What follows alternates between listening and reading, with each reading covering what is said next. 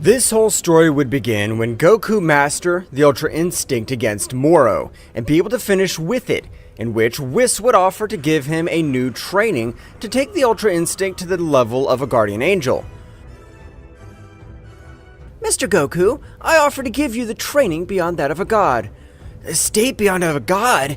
I don't understand exactly what you mean, but if it'll help me become stronger, of course I'll do it. The state beyond a god is the Ultra Instinct, but I will help you reach the level of a Guardian Angel with the Ultra Instinct. Oh, I understand, Whis. Of course I want that training. I really appreciate it. Whis would take Goku to the planet of Mirus, where both would begin their great training. However, this did not seem to some deities, which were Daishinkan, Mirus, and Wirus, who began to observe Goku as an extremely dangerous being. However, Daishinkan together with Mirus were devising a plan to finish or seal Son Goku and Whis, which was the Supreme Angel. That's right, Whis was the most powerful angel of the 12 universes, and unlike his father Daishinkan, Whis loved life. If Whis, my son Goku, unleashed 100% of his ability as a Saiyan warrior, this would be very serious for us, so we can't allow this. The power of Whis has grown in an amazing way in these hundreds of years that we have not seen each other, but the power of this mortal is what worries me the most. Without being a god, he has been able to reach this level. Returning to the planet of Beerus, Goku was already able to access the Ultra Instinct at will. However, the time in which he was able to keep active was only 1 hour. After this time, he needed a full day to recover completely. Wow, the power I've achieved has been amazing. I can't believe it. But all this has been thanks to you, Whis. Don't take credit to yourself, Mr. Goku, since your learning ability is amazing. No divine being, be it god or angel, no one has that level, only you. Goku at that moment would give a big smile. That's right, however at that instant, Beerus would approach both of them a little bit seriously. Hey Goku, why do you want to become more powerful? Do you want my position as the god of destruction? No, of course not, Mr. Beerus. The only thing I want is to surpass my power as a Saiyan and be able to protect the entire Universe 7. Beerus at that moment would change his mind, realizing Goku would never do anything against him. However, at that moment, a portal would be created in the entire planet of Beerus, from which would come out Mirus and Daishinkan-sama. But if it's Daishinkan-sama, has the king of everything Zeno-sama organized another tournament? However, at that moment, Whis, with a great speed, would send Goku to fly with a strong blow.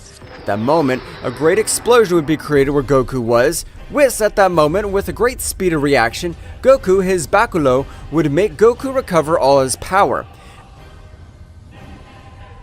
At that moment, even Beerus would be Pondra in front of Daishinkan and Mirus, releasing great part of his destructive power.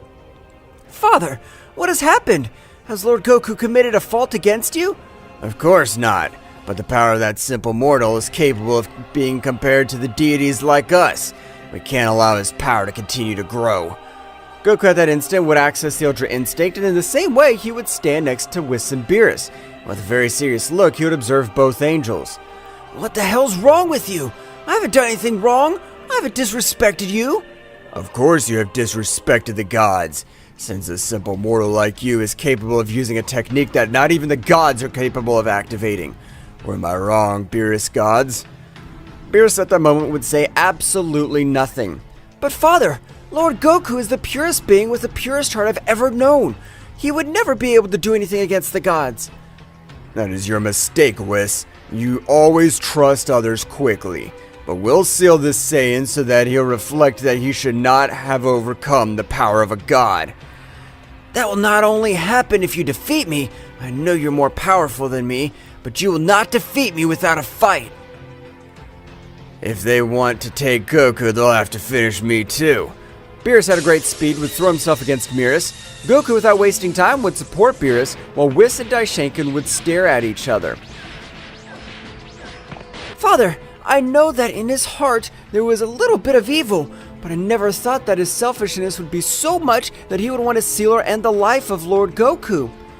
Whis, you are the right one to be the High Priest, but that pathetic heart makes you a weak being. In this world, the only one who survives is a strong one, since the weak one will always die. You're wrong, Father. Since the strong are also there to protect the weak, just because you have the power doesn't mean you can crush the rest. At that moment, both angels in the same way had launched one against the other, starting a great battle. However, the difference was abysmal since Daishinkan was only playing with Whis. However, in that moment of battle, Whis would increase his power to the maximum, which he had also obtained in his training with Goku, managing to hit him with a strong blow which would send him flying all over the universe. While Goku and Beerus were a little even with Mirus, but this time, the more worrying thing was Goku's power. Since the more battle went on, his time was getting shorter and shorter. Beerus, we can't waste time. We must even help Whis. I agree with you, Goku, but he's an angel. We don't have enough power to do anything about it. Beerus, please stall him for 20 seconds so I can concentrate a lot of my energy with this hit. I should be able to knock him out. Okay, Goku, but don't let it be more than 30 seconds, because if it's much more, Mirus will pulverize me.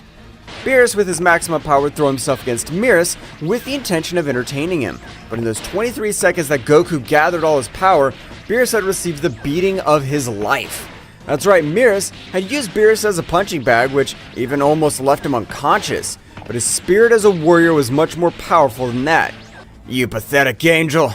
I realize that your power is amazing, but it doesn't compare to mine. You've been a good punching bag. However, at that moment, all over Universe 7, the silhouette of an Ultra Instinct Goku maximum power would be observed, which would say to Mirus, "Receive this! Dragon Punch!" At that moment, a gigantic dragon had emerged from the fist of Goku, which gave off an amazing power. Mirus, observing this, would try to dodge it, but the pressure of Goku's blow had grown hundreds of times, which would make Mirus look slow against it, being impossible to dodge his blow. This hurts. It hurts a lot. Miserable mortal. I'll end your pathetic life. At that moment, the dragon would go around the entire Universe 7, and due to the resistance of the angel Mirus, he would not lose his life, but he had been left out of combat. Goku and Beerus at that moment observed the battle of Whis against Daishinkan, which was losing completely. Mr. Beerus, I have an idea. I'll buy you some time and Mr. Whis to merge, and it's the only way to do it. Goku, Daishinkan will pulverize you. I know I can handle it. Do it, Mr. Beerus. Goku at that moment would get to the middle of the battle, which Beerus had already communicated his plan to Whis telepathically. At that moment, Goku would start attacking Daishinkan, who without any difficulty dodged and blocked each one of his hits. I find it incredible to know that Mirus lost against you two. That clears my doubts. You are Goku. You are dangerous. Whis and Beerus would quickly make the fusion, having a complete success. At that moment, a giant power would be felt all by the universes that had been caught Daishinkan's attention.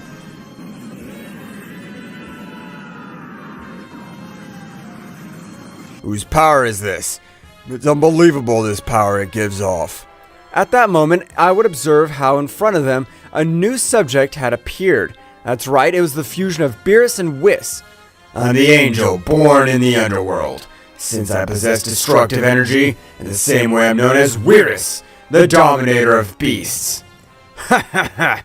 Don't say stupid things. Don't think that just by merging you'll have the necessary power to face me. However, at that precise moment, Daishinkan would be sent flying with a great blow. Wirus, with his great power, would make Goku recover quickly. At that moment, both began to fight against Daishinkan, which this time, if he had some problems to face both, since Goku recovered, he had a great Zenkai. I'm tired of your stupidities. You have an incredible power, but I'm the great priest. You're not able to do anything against me. Daishinkan at that moment would increase a great part of his power,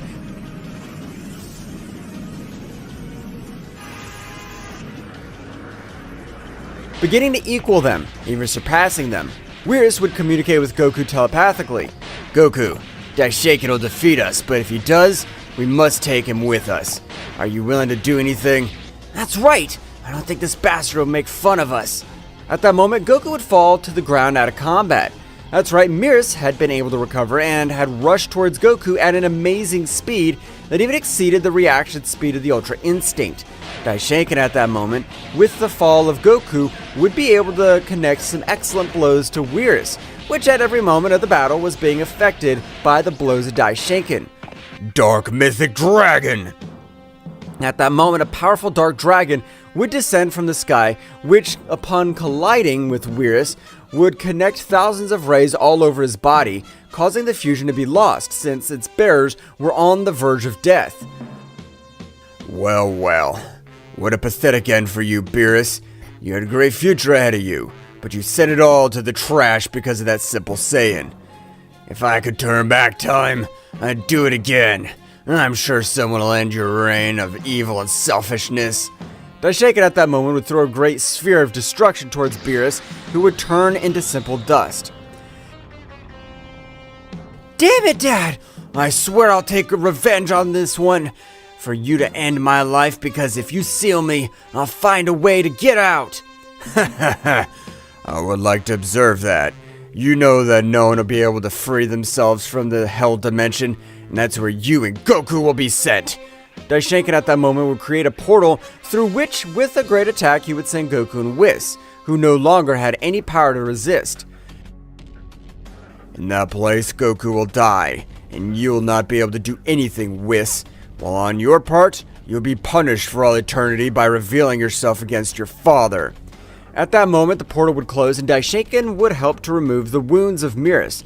And at that moment, they would go in search of the Super Dragon Balls, invoking the great god Zama. Tell me, what is your wish? I wish that the king of everything, Zeno-sama, forgets the existence of Son Goku of Universe 7.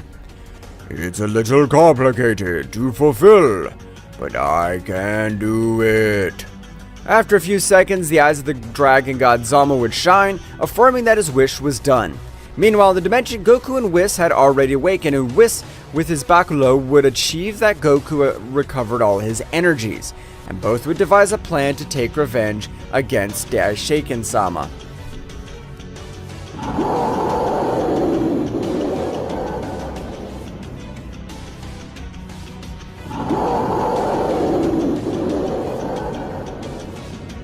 Goku and Whis at that moment would begin to devise a perfect plan to get out of that dimension. However, Goku had suffered a serious mental damage, since seeing Beerus die in front of him had made him awaken a part of him that he never believed existed. Goku at that moment would begin to increase his power in an amazing way, leaving even Whis surprised, who had no idea of Goku's hidden power. Goku, stop! The power you're releasing is too much even for you. If you continue like this, you'll die. Goku, without listening to anything, he looked like a beast releasing such power. After a big explosion which shook everything around him, we could see a Goku with hair as red as blood and with a malevolent look. I want to finish with each one of those damned ones. I'll not leave any worm alive. They'll beg for their miserable life and I'll enjoy their suffering. At that moment, Goku would fall to the ground at a combat. That's right, the power that Goku had given off, his body could not support it. So Goku was very badly hurt. Whis at that time and moment would help him and let him lie down in a place so that nothing happened to him. While he said to himself, Lord Goku's power is incredible. I can't believe it. I'm sure thought he would have had so much power. His power is he trains properly if I'm sure he'll surpass Daishinkan-sama. Meanwhile, outside the dimension, Daishinkan and Mirus had returned to the realm of everything, and Zeno-sama had completely forgotten his best friend Goku. Meanwhile, on planet Earth, Vegeta was training in the gravity machine, as he felt that something very bad was about to happen to the entire planet Earth, and rather in the entire universe. Damn, what the hell's happening? I feel that we're in the spotlight as if we're in the center of a hurricane. Vegeta would continue with his great training. However, after a few days in which Vegeta did not have such a feeling, at that moment, Mirus would appear on the planet Earth by ordering of Daishinkan. Mirus, I want you to go to planet Earth and finish with all the warriors, including the planet. Nobody can know what you have done with Whis and Goku. Understood, Father. Leave it in my hands. No one will know about what happened. Mirus was at the top of the planet. At the moment, Vegeta would observe a great pressure in the atmosphere of the planet, which would be detected quickly, observing a being very similar to Whis. But you're Mirus. You helped us in the battle against Mor, the Devourer of Words. Well, apparently you know who I am. Well, it doesn't matter. I just have to finish with all of you quickly. Vegeta, in that moment, would be very surprised by what Mirus said. Mirus at that moment would throw himself against Vegeta, who was not able to dodge his blows because he was not with his guard up. However, even Gohan had felt the power of Vegeta, so he had quickly turned to Piccolo, observing how Vegeta was receiving a brutal beating. Gohan at that moment would transform into his beast mode, achieving a great power, while Piccolo would agree to his transformation Orange Piccolo. At that moment, both would help them start with Vegeta, who at that moment of having some freedom would begin to expel a great power. That's right, and all this time Vegeta had achieved a new transformation. At that same instant, a purple aura would be observed all over the place, leaving surprised all the others when feeling Vegeta's power. However, for Mirus, it was not a relevant power. Mirus at that moment would be able to give a few blows to Piccolo and Gohan, who had been a little injured. You won't be able to do anything against me. You're not like the Saiyans named Goku. He's been the only one that can make me feel pain. Do you know about Kakarot's whereabouts? Of course I do. Where Goku and Whis have been locked up in the Forbidden Dimension. Damn, that's why Whis didn't respond to my calls. This is a bad feeling I had, but I'm not going to die without a fight. Vegeta at that moment, together with Gohan and Piccolo, in the same way had launched themselves against Mirus. However, their power was insufficient. Gohan at that moment would take a little space, starting to charge a great attack on the tips of his fingers. The energy he gathered was amazing. At the moment Gohan launched his attack, Piccolo and Vegeta would move quickly away. Gohan's attack seemed that it would reach him. However, Mirus, with stretching one of his hands, would make it disappear. As I told you, you don't have enough power to fight me. Damn it. I swear we'll at least make you bleed. We won't let you humiliate us like this. I, the Prince of the Saiyans, will annihilate you. The trio of warriors would launch themselves against Mirus, but their efforts were useless. Their powers were very distant compared to Mirus. Daishinkan, who would be observing everything, would realize that Mirus was able to kill one of the warriors, so he would stop observing what was happening. Mirus at that moment, already tired of playing with the warriors, would begin to take the battle much more seriously, and managing to end the lives of Gohan and Piccolo in a few moves, while he had left Vegeta on the verge of death. I realize that you have an incredible power. Your power is far above those bastards. You even surpass the power of a god of destruction. Hell, I haven't been able to protect the planet, but I swear I'll make you bleed. I'm sorry, Bulma. I hope to see you again soon. Vegeta in that moment would begin to increase a great part of his power. That's right, Vegeta was willing to die in the same way. So you plan to explode. Gather all the power you want, because no matter what you do, you won't be able to do anything against me. I want to see that, damn you! Vegeta had reached his limit of his power, which on this occasion had created a great megaversal explosion, where the last breath of the Prince of the Saiyan had disappeared. The proudest warrior of all the Universe 7 had disappeared in a great explosion. That attack had been powerful enough to be able to make Mirus bleed, which would feel a great blow to his chest. Damn monkey.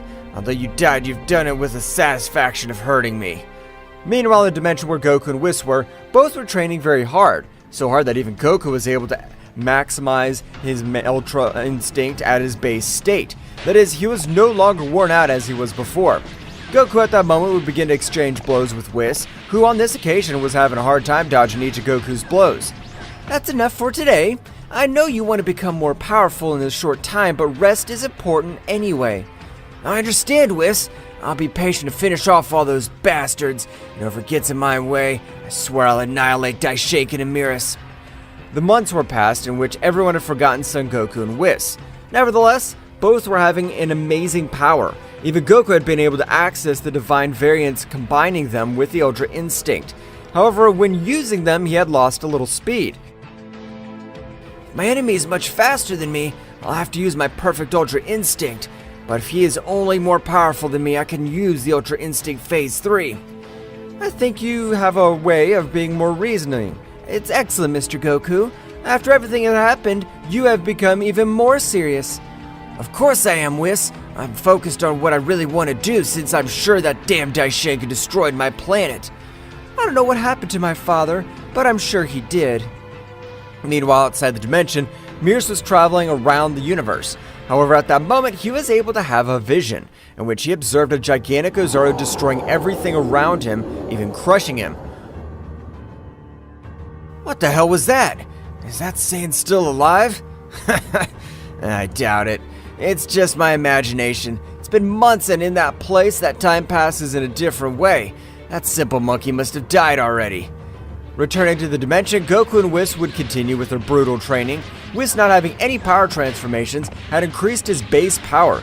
Even this time, he was able to beat all the angels together using only 34% of all his power, which was crazy because the angels were the most powerful in existence, followed below Daishinkan-sama and Zeno-sama. Sir Goku, very soon we'll leave this miserable place and get our revenge. Of course we will, Whis. We just need the power to break the seal of the dimension. Of course, Mr. Goku. It seems simple, but it'll be the most complicated thing, because this dimension is made with the same power of Daishinkan-sama. I don't care who the hell made it. I'll destroy it to 1,000 pieces, and then the same thing will happen to him. Goku and Whis at that moment, without any words, had started again with their great training, which was based on having their senses at 100%, and that Goku was able to achieve a new transformation. However, on this occasion, it seemed to be somewhat complicated because a part of Goku's body seemed to be sealed. What the hell's wrong with my power? It's not increasing as it did at the beginning. Goku at that moment would go deep into his mind, observing how Daishinkan had been able to place an energy seal on his energy veins, being impossible for him to increase his power. At the moment that Goku observed that seal, he was about to destroy it, but a being would appear in front of him. I will not let you destroy the seal. I am the materialization of the divine seal. If you destroy me, it will finish me. So I better finish you and control your body. You'll only do that if you turn out to be more powerful than me, although I doubt it. Ha ha ha ha! Simple mortal, always thinking he's better than the gods. You mortals don't have the necessary power to face us. That guy had been sent flying with a great blow that he was not able to observe. However, the annoyed guy threw himself against Goku with the intention of ending his life quickly. Goku, having a much colder attitude, would not trust him, so he would quickly grant him a rain of blows, and a sphere would reduce him to simple atoms. At that time, all the energy began to flow through all his veins of energy, and at that moment, an incredible power began to run through the whole body of Goku, which felt like it was filling with energy. So Daishinkan's seal was sealing all this power to me. How interesting. Every day that goes by, your miserable death is getting closer. Mr. Goku, are you alright? I feel a great power coming from you. That's right, don't worry, Whis. I'm just recovering all my lost power. Better said, the power that bastard Daishinkan tried to seal to me. I understand, Mr. Goku. Very soon we will have our revenge against my father. I never thought I would say this, but I want to end his life with my own hands. At that very moment, an incredible power had come out of Goku's body. That's right, the power he had accumulated had been so much that his body needed a power transformation to be able to dominate it completely, because if not, Goku's whole body would explode. At that moment, the silhouette of an Ozaru could be seen, while his power continued to increase, which would leave Whis very surprised he didn't understand everything that had happened.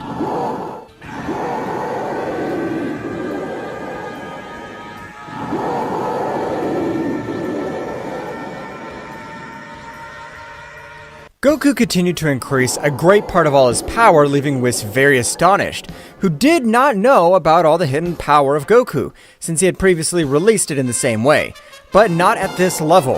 After a few minutes and a big explosion, you could see a Goku with a somewhat primitive appearance, since he had fur all over his body symbolizing the form of the Ozaru. However, he was still conscious and had a characteristic features of the human. Mr. Goku, are you alright? How were you able to unleash all that power? Of course I'm fine, Whis. You don't have to worry. This is the power beyond the Ultra Instinct, the mighty Super Saiyan 4. I just lost my divinity.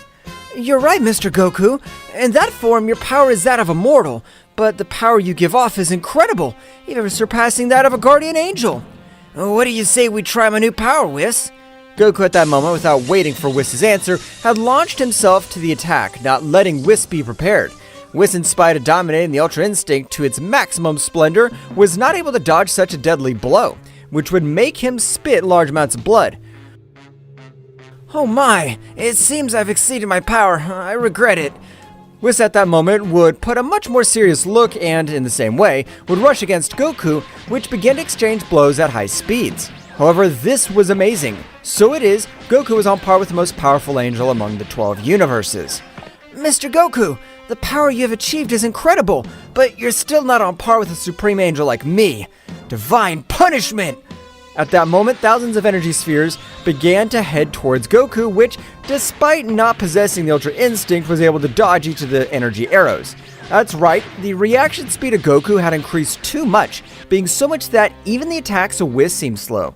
Whis, if that's your most powerful technique, I'm sorry to tell you that you won't be able to give me a scratch. Goku at that moment would create an incredible attack in the form of a fire dragon, which was heading towards Whis. At that moment, Whis, without wasting time, would likewise create a great attack, with which he would start an amazing clash. Meanwhile, outside the dimension, everything would go on as normal. Or this is what everyone believed, because this time a few hundred years had already passed, in which the Emperor of Evil, Frieza, had increased his power in an amazing way, even getting a new transformation with which it was easy for him to overcome the power of gods and angels. Just as I have said in the Tournament of Power, one day I will be able to end the life of that damn dwarf who calls himself king of everything. The only ruler of all the universes must be me. Frieza had trained for approximately 125 years already, and being a prodigy, his power had exploded in an astonishing way. With this power I possess, now I must find a good opponent, since I need real battles and not simple trainings. At that moment, Frieza would access to his gold transformation, with which he would begin to fly towards the planet of Beerus at an amazing speed. But great was his surprise when he found nobody. This is really strange, but I could go to other universes. I want to test my powers. Frieza would begin to move through space, and by surpassing the power of a common warrior, he'd be able to travel through the universe burials. At that moment, Frieza would arrive to Universe 6, feeling the power of the legendary assassin Hit. Haha, this is excellent. It'll be an excellent warm-up for my power. Frieza, at an astonishing speed, began to head towards Hit, arriving in a matter of seconds. At the moment, Hit would recognize him quickly, but he would be surprised by the pressure that Frieza's body was releasing. But if you're the demon of the cold of Universe 7, tell me, what the hell are you doing here in Universe 6? What, do you want to end my life? That's precisely why I came here. I want to check if you really are a legendary assassin. Hit, before he could answer or even react, he'd be sent flying to a planet, falling so hard that he would not even be dragged due to the power of the Hit. My, did you fall asleep? I thought you would stop time and dodge my attack. By finishing you off, I will humiliate the wretched Topo who humiliated me in the tournament. What the hell? Your powers have increased in an amazing way, but don't think you're the only one who is trained. Hit at that moment would get into battle pose, and in less than 2 seconds, both began to exchange blows throughout Universe 6, destroying planets, galaxies, solar systems with the simple clash of their fists. At the time, Forwards and Champa had felt the bestial battle. What the hell's happening? That power is a hit, Forwards. Let's go immediately. As you order, Champa-sama. Vados and Champa began heading towards the battlefield at a great speed. Meanwhile, the power of both of them was spreading all over the 12 universes, attracting the attention of Jiren and Toppo. That power seems familiar to me, but it's incredible that the power of a single warrior can reach the other universes. I must be wrong. No, Jiren, you're not wrong. That is the power of the Cold Demon, which I humiliated in the Tournament of Power, but his power has grown in an amazing way, and it gives off pure evil. Returning to the dimension, Goku and Whis had finished their training, feeling totally prepared to finish with any being that put in front of them. However, in that moment, a new power had awakened inside Goku. That's right, Goku in this time had tried to unite his transformation phase 4 with Divine Ki. However, in that precise moment, a latent power began to increase inside him. What's happening to my body? I feel that everything's flowing stronger. It even hurts. At that moment, Goku, in spite of being transformed into Super Saiyan 4, felt a great pressure in all his body. That's right, Goku, in spite of all the resistance of his body, was not able to withstand that bestial power. So a strong explosion was about to be created from Goku's body, which had even become much more muscular by energy exchange. This is all the power of the Ozaru. I'll not explode. I'll be able to control it. Goku in that moment had a great roar, had been able to release the excess of energy, but in the same way he had agreed to a new transformation because his power had increased so much that he needed an empowering transformation. After a great disaster all over the place and big explosions, we could observe a Goku with his fur, but something to differentiate was the bright white color, which made him look like an angelic and divine being of high rank. Whis would be very amazed to observe the new appearance of Goku. However, Goku was trying to move, was so heavy by the power he had. It seems that our departure will have to be delayed a little more. You must control all that power, because even though you have that bestial strength, you're not able to move. You'll be annihilated. Goku and Whis at that moment would begin with their last and definitive training, to be able to control all the power that came from this. Returning to the battle of Frieza and Hit, both were very even. However, the power that Frieza had was incredible, since he was only playing with Hit. While he had used everything, even his time jump, but this was not enough since the power of Frieza surpassed even the space-time barrier. What kind of training have you done? Your power's been exploited in an incredible way. I'm not able to assimilate it. Ha ha ha! Don't be surprised by so little. In my current transformation, I'm only using 45% of all my power, and I still have much more powerful transformation. He would be astonished. Frieza would charge a great attack with the intention of finishing with Hit. But when the attack was about to hit, Champa would get in front of that great attack, managing to deflect it with little difficulty. What the hell are you doing in my universe? Well, if it isn't the brother of that wretched Mirus. Champa, annoyed, would launch into the attack, to Frieza's surprise, Champa's power had increased in an amazing way, being able to connect some excellent blows with which Frieza badly hurt, and on the ground. After all, you're still a mere mortal. You're nothing compared to a god of destruction. Frieza in that moment would give a big smile, with which he would begin to increase all his power. That's right, Frieza had access to his new transformation, with which the whole Universe 6 was trembling. The power that Frieza was releasing was amazing, so much that even Vados would be very surprised, who was not able to understand the power that Frieza had achieved in these years. After a big explosion that would be seen by all the planets of the Universe 6, Frieza could be observed in his transformation of Black Frieza. Ha ha ha! I hope you have a great power, because in this transformation I'm not able to control my powers. Frieza at that moment would launch himself against Champa at an amazing speed, which even for Vados was difficult to observe, starting to massacre Champa in a way never seen before. He would be very astonished to know that Frieza's words were real. Damn, if with his previous transformation I wasn't able to do anything with that transformation, he's a real monster. Hit didn't care about everything. He would rush against Frieza, again using his best killing techniques, but these had no effect on Frieza, who had a body as resistant as the hardest steel in the universe. Champa was receiving a beating from Frieza in a matter of seconds. However, before Champa became unconscious, he would telecommunicate with the god Vermouth, who was one of the most powerful gods and extremely powerful warriors. Meanwhile, in Universe 11, Vermouth, upon receiving an alert from the god Champa, would set off to Universe 6 with Jiren and Toppo. In a matter of 28 minutes, they would arrive at Universe 6, finding a chilling scene. That's right, Frieza had left Hit and Champa on the verge of death, while he was having a brutal battle with Vados. At that moment, Jiren and Toppo would increase their power to the maximum, leaving all those present surprised. Frieza, upon observing Toppo, was filled with an uncontrollable rage, giving a great blow to Vados and leaving her badly wounded. At that moment, she launched herself against Toppo, but to her surprise, Toppo had been able to stop her blow, but it had cost him a lot since the power of Frieza was incredible. I swear that the humiliation you put me through in the tournament of power, I will return it with interest. Even to you, you damned Martian. The three warriors began to exchange blows. The power was so powerful that planets of Universe 6 were disintegrated. Meanwhile, as Goku and Whis, after a few months, Goku was able to master his new transformation to 100% being able to move freely and at a much higher speed than before. Now, Whis, I think we're ready. Oh, yes, sir, Goku. Our time has come. In that dimension, Goku would increase a great part of his power, beginning to destroy the same dimension of Daishinkan.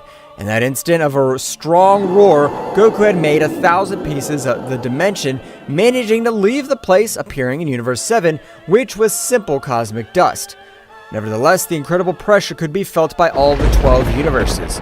So much was the power of Goku that even Hariya kneel to all the gods and angels, including the 3 warriors who were fighting. At that moment, an Ozaru could be observed by all the 12 universes, and the power that gave off was unreal.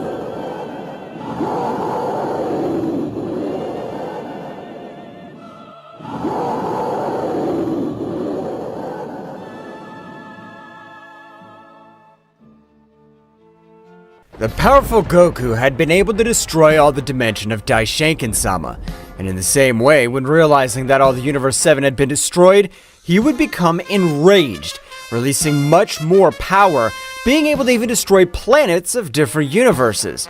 All the divine beings had fallen on their knees due to the pressure.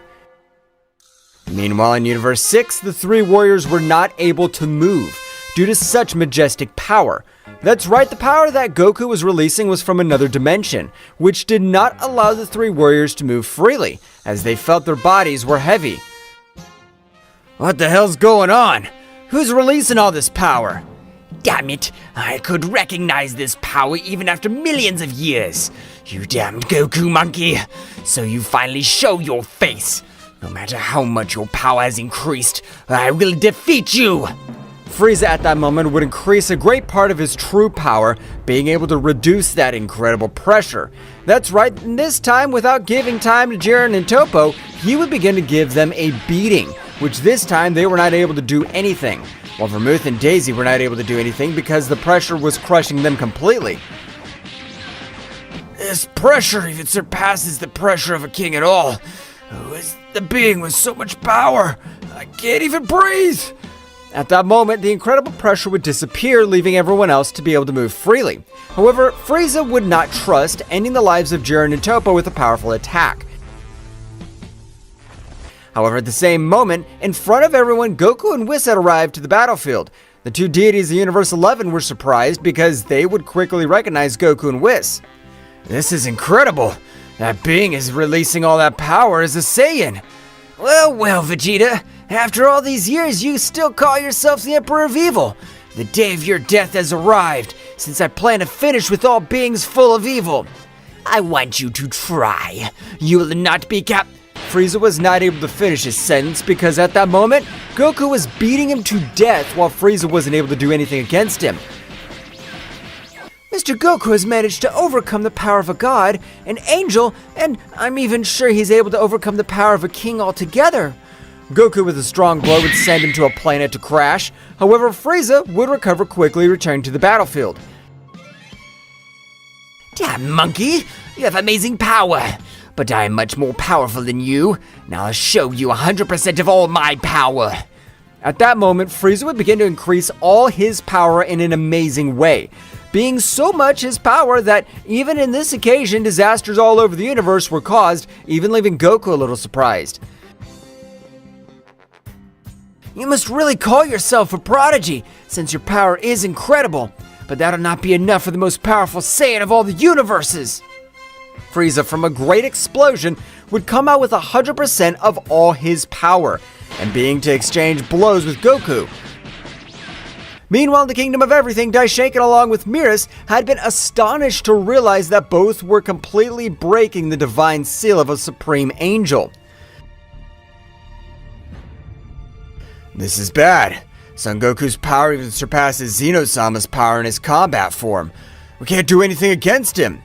Father, you're the Supreme Angel. We've always had our way. We were even able to seal the Supreme Angel Mikoshin. We won't let a mere mortal stand in our way to end our dreams. You're right, Mirus.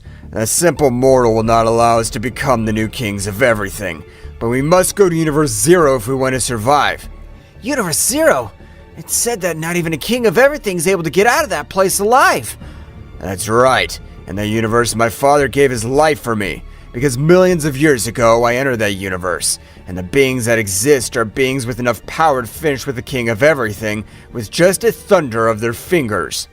Mirus at that moment would be very surprised, but knowing that they had no other option, he'd accept. At that moment, both angels would leave the realm altogether, beginning to fly at an incredible speed through all the universes. And Goku's power being so great, it was perfect for camouflage. Returned to the battlefield, Frieza was not able to hit Goku despite using 100% of all his power. Well, well, I thought that because you've been training for hundreds of years and consider yourself a prodigy, you'd be able to do something against me. But you're still the same trash. Damn monkey, I won't lose to you again. I swear I'll finish you off. Frieza would again do everything possible to be able to finish with Goku. However, each one of his blows were in vain, because his power surpassed him by dozens of times. At that moment, Whis would approach the Vermouth God and his sister Margarita. I'm glad to know that they're well. Frieza's been able to overcome the power of a god and an angel. Whis at that moment would notice the key of his sister Vados was disappearing. Flying quickly towards her, Whis and with his staff was able to make Vados completely recover. However, she was unconscious, and at that moment Vermouth would approach Whis. Whis, how'd you get all that power? And why aren't you with Beerus? Whis at that moment began to explain everything that happened. Since Goku was able to defeat Moro to the betrayal of his brother Mirus, along with the High Priest Daishinkan-sama, everyone was surprised to know that even the High Priest had betrayed them. Returning with the battle of both beings, Frieza at that moment was no longer able to withstand the power of his new transformation. So he had received a strong blow from Goku, being sent to some rocks, and at that moment he would lose his transformation, returning to his fifth form. Damn! Once again humiliated by this simple monkey! You never stood a chance against me. You're nothing but a simple worm. Frieza would launch a great attack. However, he was terrified because even though he was only a few centimeters away, Goku was able to dodge it. You didn't even serve me as a warm-up, but it's time to finish you off. At that moment that Goku was charging a great attack, a being had been able to hit Goku with a great blow, sending him to fly to a planet. And at that moment, the subject would take Frieza, creating a portal of negative energy and leaving the place. At that moment that Goku recovered from the blow, he'd say to himself, "That guy hit me really hard. He is an exceptionally powerful being. This shouldn't be good." Goku at that moment would return to Ultra Instinct, approaching everyone present, would realize that Jiren and Toppo had fallen on the battlefield trying to defend Hit and Champa. "Don't worry, it's not a problem for Whis since he even overcome the barrier of a Supreme Angel." At that moment, Whis with his staff was able to bring Jiren and Toppo back to life, who were surprised to see Goku in front of him. What happened? Was Goku able to defeat that cold demon? He wasn't even that powerful after all. Goku at that moment would put on a very serious look, which everyone noticed. I have no idea if the gods and angels will be with us or against us, but we plan to end the lives of Daishinkan and Mirus. On behalf of the whole Universe 11, count on us. But it'd be better to meet the Kingdom of Everything to know the decision of each god. I don't care about the decision of each god, neither about Zeno-sama. That damn Daishinkan, he only wanted to end my life without me doing anything to him, so I'm gonna destroy him. Goku and Whis at that moment would disappear, and they both arrived to the kingdom of a matter of seconds. Nevertheless, to the surprise of both, nobody would come out to receive them. Goku, thinking that Daishinkan was hiding, would raise a great part of his power. However, at that moment, both guardians of Zeno-sama would appear in front of both warriors. What if it is Lord Goku? Tell us. What do you want in the Kingdom of Everything?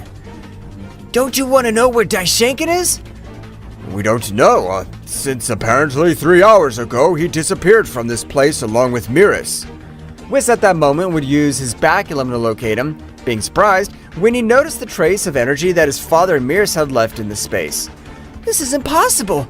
Apparently, my father and Mirus have abandoned the 12 universes to enter the Forbidden Universe, or better known as Universe Zero. Universe Zero? I've never heard of that universe. Universe Zero is the place where the most powerful beings exist. In that place, even a king of everything would be easily crushed. That place sounds great to increase our power levels. Mr. Goku, don't you understand? No matter how powerful we are, getting out of that universe alive is practically impossible. My father and Mirus have gone to die on that planet. That's right, Goku. Even I would have dared enter that place, even if I'm in my fighting form, because I could be eliminated with a single blow. Even you, great Zeno-sama. I can't believe this. That means that both of you will die in that place. Hell, I want to humiliate you. Meanwhile, somewhere far away from all that space, Daishinkan and Mirus were reaching the border of Universe Zero.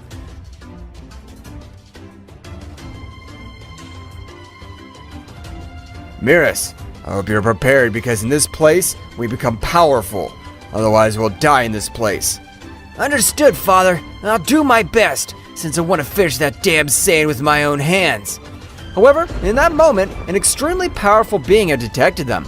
That's right, this being was known as the Annihilator of Universe Zero, because he exterminated all beings close to the barrier of his universe.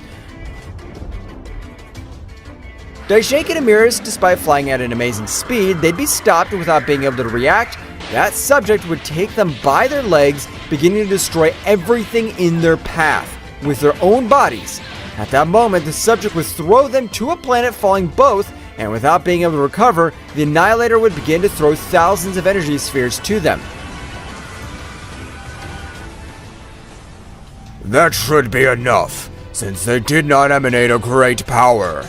At that moment, the Annihilator would leave that place. However, in front of Daishinkan and Mirus, a guide saved their lives. That's right, this being was one of the 5 most powerful warriors in the entire Universe Zero. You must be son Daishinkan-sama. Since I remember the time I killed your miserable father, you're Daishinkan. Millions of years ago, you were able to escape, but now?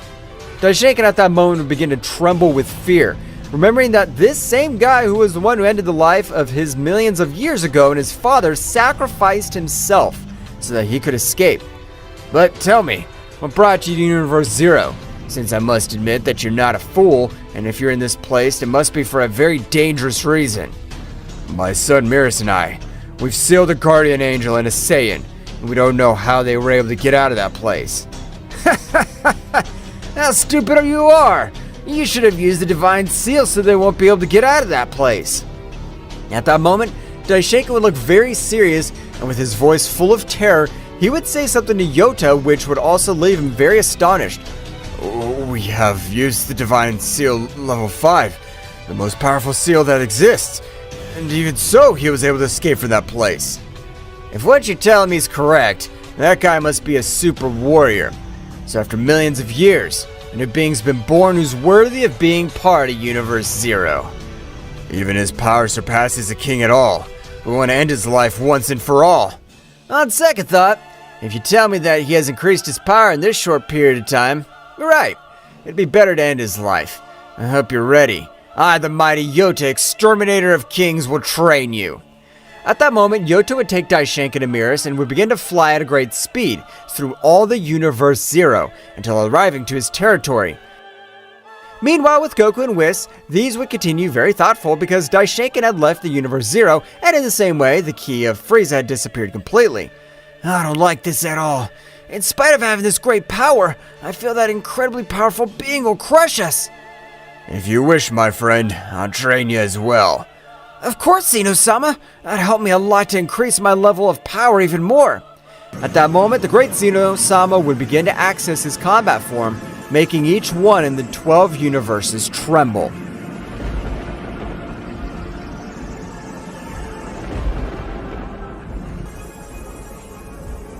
That's right. At that moment, the king of everything, Zeno-sama, had accessed his combat form, leaving Goku and Whis surprised, who didn't know that the king of everything had a combat form. After a big explosion, because Zeno-sama did not control 100% of his power, an imposing warrior could be seen in front of Goku. I hope you're prepared, Goku, because with my combat form, I'm not able to control my strength. You better stop! Even though you have agreed to your combat form, you're no match for me. You better train with Whis. You're my best friend, but not for that reason I'll not let you talk to me this way. Now you'll taste a great part of my power, and you'll regret having underestimated me.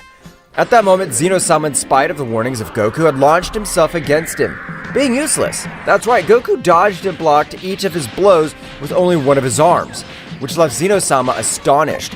While Zeno-sama attacked with all his power, he'd tell Goku to attack him. That would be an even battle. At that moment, Goku paid attention to his friend Zeno-sama. He connected only 4 simple blows which had been able to alter all his internal energy C. That's right, Goku's blows possessed divine energy of a level beyond a king of everything, so that the body of Zeno-sama would not withstand it. At that moment, he'd fall to the ground very badly injured. Goku would approach the king of everything and would stretch only one of his hands. "You better train with Whis. I plan to meditate to control 100% of my power." Meanwhile, in Universe Zero, Daishinkan and Mirus were suffering in the cruelest way possible. That's right, every day their trainings were of a brutal level, and they ended up vomiting large amounts of blood because they couldn't resist Yota's blows. "This hurts a lot. I don't want to train anymore." Mirus, we must be able to endure all this, because if we leave this place, that damn monkey will be able to torture us in a much worse way. I trust you. You must be called the Supreme Angels for a reason. I hope you can resist much longer. At that moment again, Daishinkan and Mirus had thrown themselves against Yota with the intention of hitting him, but it was impossible since the difference of powers was overwhelming. Meanwhile, in another territory of Universe Zero, Frieza, in the same way, was very badly wounded and on the verge of death, being training with the third most powerful god of Universe Zero. Flashback. The third god of Universe Zero, named Reich, was observing the battle of Frieza against Hit until the moment that even Goku arrived. That's right, and Reich was interested in Frieza, so he would recruit him for his army. And at that moment that Goku was about to end the life of Frieza, Reich with a divine technique would send him to fly and teleport Frieza to where he was. And flashback. This hurts. It hurts a lot. But I'm able to endure it to the end of that damned monkey.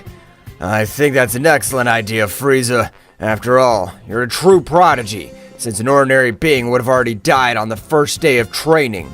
I only have been using my golden Frieza state. Now it's time to show you my true power, since I haven't shown you my maximum power. What do you mean? Do you have much more hidden power? I am the Emperor of Evil, and I will not be humiliated in this way. Behold, the power of the Black Frieza! Frieza at that moment would increase his power to the max. That's right, this time Frieza's power would push back Reich, who couldn't believe all the power that Frieza was unleashing. This is amazing. How could a being with this potential not be recruited to be part of Universe Zero? After a gigantic explosion, we would observe Frieza and his new transformation. However, without Reich being able to react, we could observe blood falling from the sky. That's right, at that moment, Frieza had connected a strong blow in Reich's abdomen, which would make him spit some blood. When Frieza was about to give him a... That's right, Goku's power was at rest. However, a much greater power was going through his inner self. Goku was looking in a way to surpass his current power. At that moment, Goku would open his eyes, being in the Ultra Instinct. That's right, Goku, since the beginning of his meditation, had been in the Ultra Instinct, but something to differentiate was that this time his power was amazing. If I want to increase my power level even more, I have to increase my base level, since it's one of the boosted ones of my transformation. Goku at that moment would try to return to his base state, being impossible.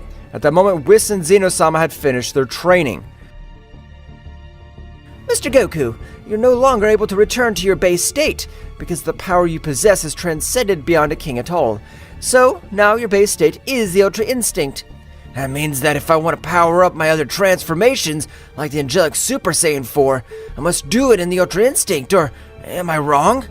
You are not wrong, Mr. Goku. Your base state, as I have told you, is Ultra Instinct, so that in that state you will have to increase your power. Do you think we should train Whis? I don't plan to use any other transformation than the Ultra Instinct. Mr. Goku, don't be confident. I trained in the time room with you, so our powers are not that far apart. What do you say we check it out?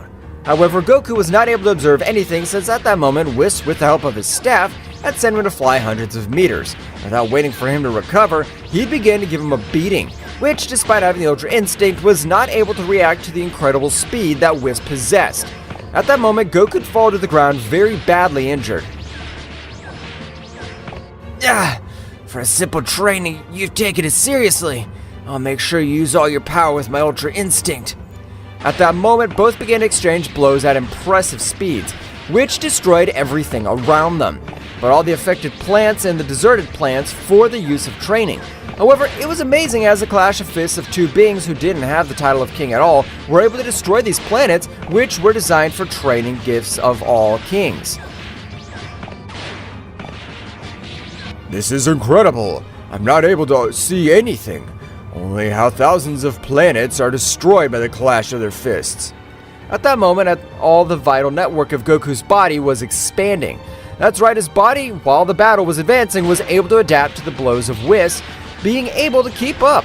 However, Whis, realizing this, would increase his power a little more, being able to give him a great blow which made him vomit large amounts of blood. That hurt me too much! Mr. Goku, your power is increasing in an amazing way, but remember, rest is still important to increasing your power quickly. You're right, Whis. Even though I'm more powerful than you, you've always had more experience than me. Meanwhile, with Daishinkan and Mirus, both angels had achieved an incredible power.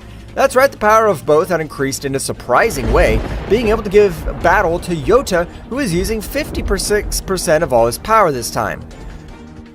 Their power has increased in an incredible way, but they're still not powerful enough to kill a king completely in their combat form. Combat form? That must be only possessed from the most powerful kings of all, since Zeno-sama has never accessed this combat form. Hahaha, you guys are really stupid. Zeno-sama, or better known as Zen the Destroyer, is the most powerful king of everything in his combat form. But how can this be possible? I've never seen or heard him speak of his fighting form. I've only been in his service for millions of years. Billions of years ago, Deku-sama, your father, was able to observe how the king of everything Zeno-sama ended the lives of 10 super demons of Universe Zero, leaving no trace, only their shattered bodies. But why doesn't he use it if he has so much power? Why is that? The king of everything Zeno-sama knows perfectly well that in his combat form, he's not able to control his thirst for blood, so he's always had to repress it. And even now, even though he has access to his combat form, 90% of all his power is sealed in the divine ballistica of the kings of everything. So that damn dwarf has always fooled me. He has the power to be able to wipe us all out, you wretch! Returning to the kingdom of everything, Zeno-sama was also in deep thought. Face it, of the Universe Zero, I really feel that I need my forbidden power. I don't know if this time I'll be able to control it. However, at the moment, an incredible roar was present through the universe. Likewise, Goku was able to expel his hidden power, but he wasn't able to control it, so it was destroying everything around him. I'll kill them! I'll kill them! I'll kill them! Goku would continue to increase his power in a chilling way that even the disasters of his power reached up to Universe Zero.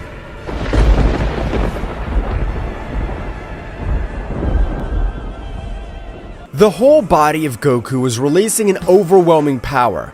That's right, this time Kakarot had totally fused with Goku, which was making him lose control. Due to the great negative energy that Kakarot possessed, Zeno-sama, in that instant, would rush against Goku with the intention of stopping him, since the power he was releasing was a bestial one, and it could explode, but the moment of approaching, hundreds of rays would go through his whole body, making him spit a great amount of blood. Whis in the same way had thrown himself against Goku, but in the same way it would be useless since a great barrier would repel him, and at the moment it would cause a great explosion, leaving Whis with a few wounds. I can't go on like this! I have to use it! After millions of years! Instantly, Zeno-sama, at an astonishing speed, would stand in front of a great power which, being in front of it, even a surprising pressure would be felt. My authentic power! The power beyond the power of a king of everything. I, Zen the Annihilator, will recover the power that made the whole universe tremble zero. All that great negative power would begin to enter the body of Zeno-sama, which, in the same way, would begin to cause destruction throughout all the universes, which would even be more catastrophic than those of Goku. All the gods of Universe Zero would realize that the power of Zeno-sama had returned. This power! After so many millions of years, you've decided to regain your power. Zen the Annihilator of 6 super gods. Meanwhile, Daishinkan and Mirus at that moment would fall to their knees, not being able to move even a little bit. Yoto would instantly feel an incredible pressure in his whole body, but would release a great power, being able to free himself from the pressure. Damn, Zeno, you think you're going to go back to the war of millions of years, but a gigantic power's on your side.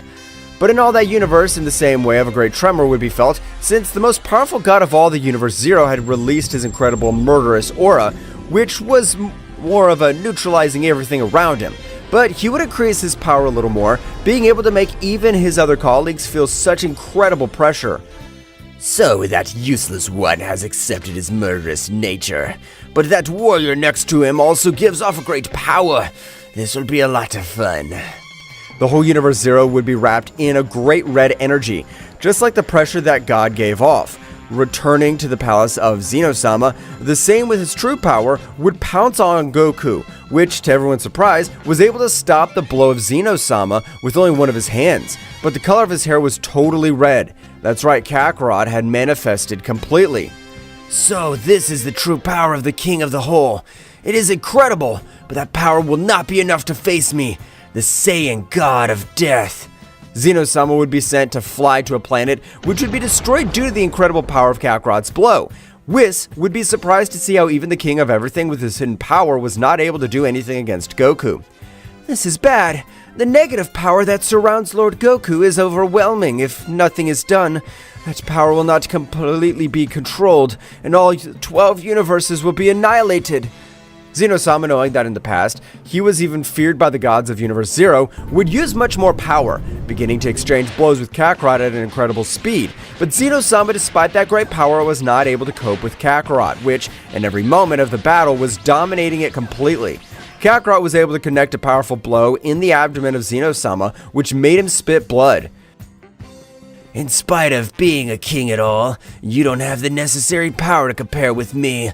You're still a simple child. Zeno-sama, furious, would create a big explosion when Kakarot was a few centimeters away from him. However, the explosion, despite being catastrophic, at the time of dissipating, a large dome of dark energy could be observed, which was completely surrounding Kakarot. I don't think that you'd be able to explode. If I hadn't created my barrier, I'd be lying on the ground. After all, you are somewhat talented. Kakarot would begin to massacre Zeno-sama, which with each great blow received, his power would begin to diminish considerably. This would surprise all the gods of the Universe Zero, which were watching everything that happened from a large sphere. At the time, Frieza would be able to recognize Goku. That damned monkey! I swear I'll be able to finish him off! Reich would instantly go back to staring at him. Is he the guy who defeated you? That's right! I told you he had great power, but who is he fighting with? With the pressure he was feeling a moment ago from that wretch? Damn it. Frieza didn't lose because he was weak. He wasn't wrong when he said that bastard would be able to defeat me. I don't have the confidence to defeat him with my current power. Yoto would also be surprised to know that the warrior who was humiliating Zeno-sama, who was able to kill 6 super gods and called Zen the Annihilator, was very thoughtful, not knowing what kind of power that warrior possessed. Daishinkan and Mirus, come here quickly. I want to explain to you completely everything that was done to that Saiyan and how such a powerful being always went unnoticed. Son Goku is a mortal of a race called Saiyan, whose capacity is to increase his power with each battle, but there was never been in a Saiyan to surpass the power of a god of destruction, much less the power of an angel. But when we realized that their power had no limit, we decided to lock them in the Room of Time, along with the Angel of Universe 7 since he did not agree. A simple mortal was able to master the Ultra Instinct that even for the deities is completed to it, and was able to destroy the Divine Seal level 5. This is crazy. Returning to the battle, Kakarot was having total advantage over the battle. That's right, just like that, with a great blow he would send Zeno-sama to crash. Zeno-sama, in spite of getting up every time, was not able to assimilate the massive energy, which for the first time, he felt terror in his whole body, since he was not able to do anything against Kakarot. Zeno-sama was not able to control the panic he felt when observing the red eyes of that Saiyan. You're a monster! What the hell are you? I, who was considered an Annihilator, don't possess all that power. You're a beast. Kakarot at that moment felt that he was exploding. That's right, the power that he was giving off needed a new transformation, so that he wouldn't explode with all the power that he was giving off. I was sealed for several years, but if this bastard dies, I'll die in the same way. So I'll help him overcome his power. Kakarot at that moment would create a great sphere in his hand, throwing it to the sky. At the moment of exploding, an artificial moon would be created, and at the moment of observing it, he would begin to transform into a great ape. But without losing the control, he would be able to access the Super Saiyan 4. But there was something different to the Super Saiyan 4 that Goku possessed, since this time the fur of Kakarot was of a purple color, while his eyes were all black. The imposing that was detached from the body of Kakarot was incredible. So much that in this occasion, at the moment of releasing a little of his power, Zeno-sama and Whis were not able to breathe because of the pressure that detached from the body of Kakarot. What is this? I'm not able to move. I can't breathe. Goku, please react. Meanwhile, all over Universe Zero, all that incredible pressure had brought most of the gods to their knees with the exception of the three most powerful beings, which were Doria, Yota, and Reich. But Yota and Reich found it hard to stand up since the energy dispersed throughout their universe was incredible. At the moment, Yota would realize that Daishinkan and Mirus were about to die due to the pressure that destroyed each of their organs. Dimension absorption! Vacuum deviation! The whole place where Yota and both warriors were training would be transported to the dimension very different from the one they were in. On the contrary of Frieza, who was about to receive help from Reich, he would return to his Black Frieza state, with which it was very difficult for him to move, but he would not give up. I'll not let the simple pressure of that dirty monkey defeat me. I'll be able to end your pathetic life, and for this, I must see death up close. Returning to the realm of the whole, Kakarot would approach towards Zeno-sama, which was not able to move any muscle to be able to defend himself. But at the moment, the whole body of Kakarot would begin to release some incredible rays. That's right, Goku was maintaining a close battle against Kakarot for the control of the body. Instantly, all the power of Kakarot would begin to diminish considerably, and an incredible roar would be heard all over the universes, followed by the voice of Goku. I'll now let you control my body, but I accept to merge with you, so that you will never be sealed again. But if you don't accept it, I will seal you for the rest of eternity. A great battle in Goku's consciousness was taking place. After only 10 more minutes, Goku would be able to take control of his body, returning to Ultra Instinct, but lightning would come out of his body, knocking him out of combat.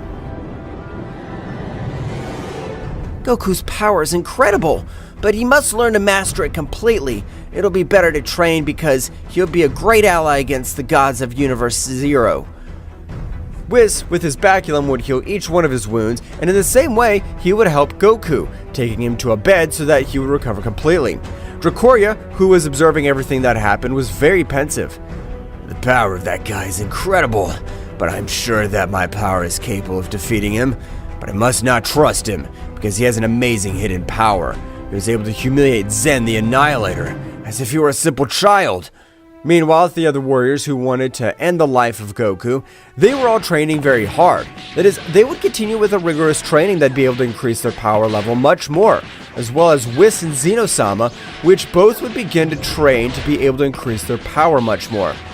Zeno-sama, Mr. Goku's power is amazing, but Akuma would increase a great part of all his power, with which he felt prepared to finish with the life of all the multiverse of Zeno-sama. At the moment, he began to move at a great speed through all this space. Akuma's power will be perfect to measure all the power of this Saiyan. If he dies, it means that this warrior is formidable. Meanwhile, on Zeno-sama's planet, Goku was meditating, since he has the necessary knowledge to know that Kakarot's transformation was dozens of times more powerful than his own. How the hell was he able to unleash all that power? We have the same body! But at that moment, an incredible tremor would shake everything around him. That's right, an incredible power was approaching. So much so that even though it didn't arrive, it began to cause destruction all over the universes. This is the power from Akuma, the first Saiyan to reach godlike status.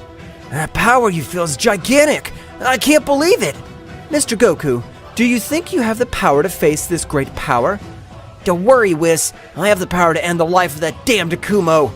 But at that moment, a dark portal would form in the back of Zeno-sama. I want to check if you have the power to face me. You have the same power as the past while we have trained.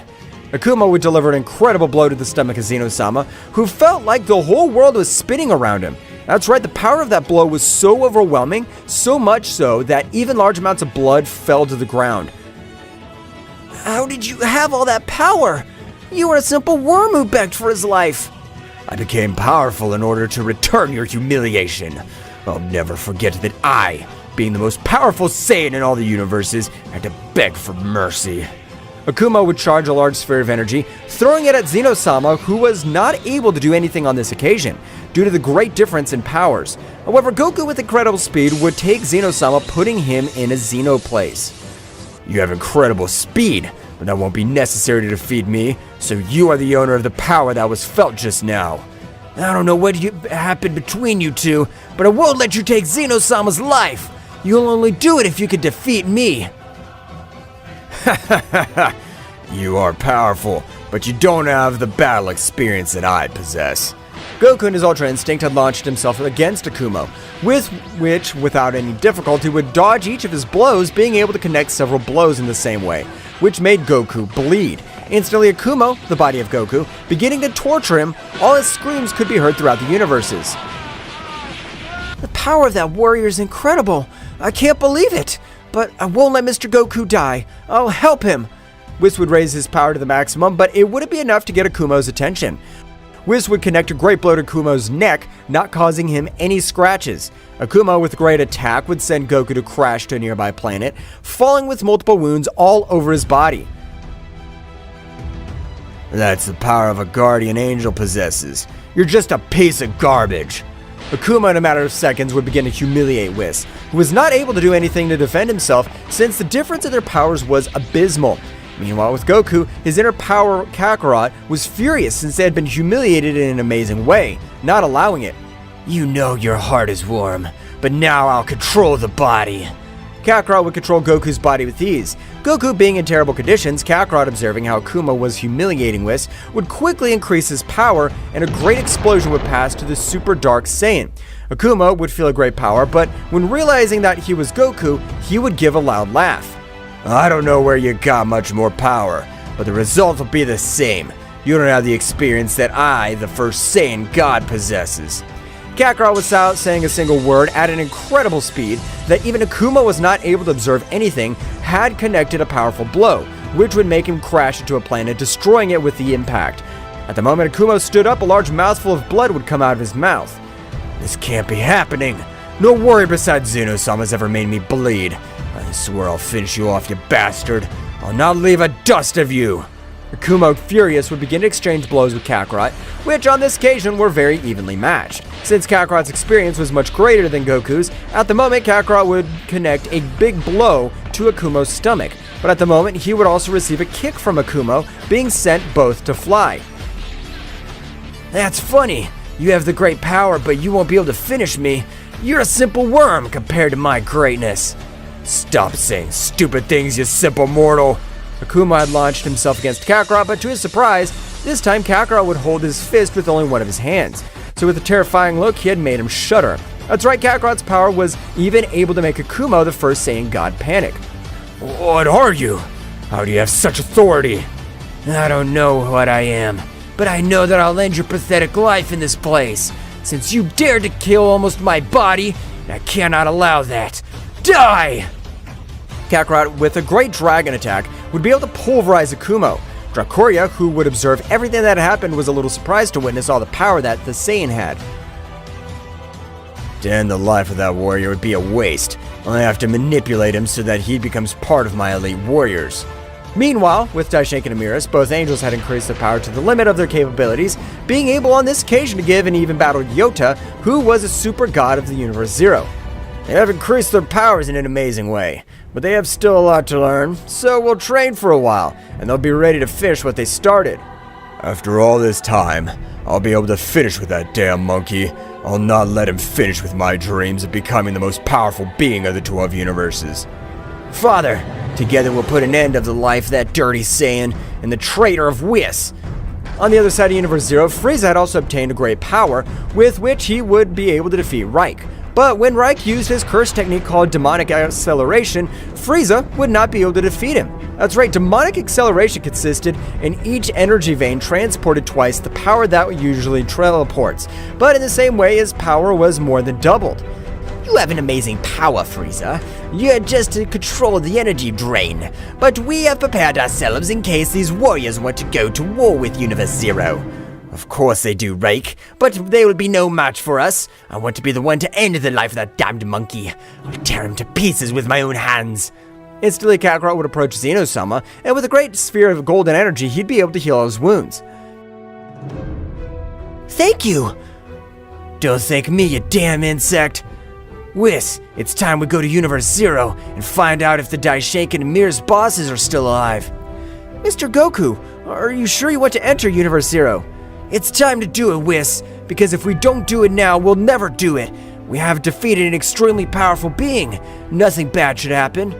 In that case, I'll go with you. I don't want to stay as a simple spectator. Then it's time to do it.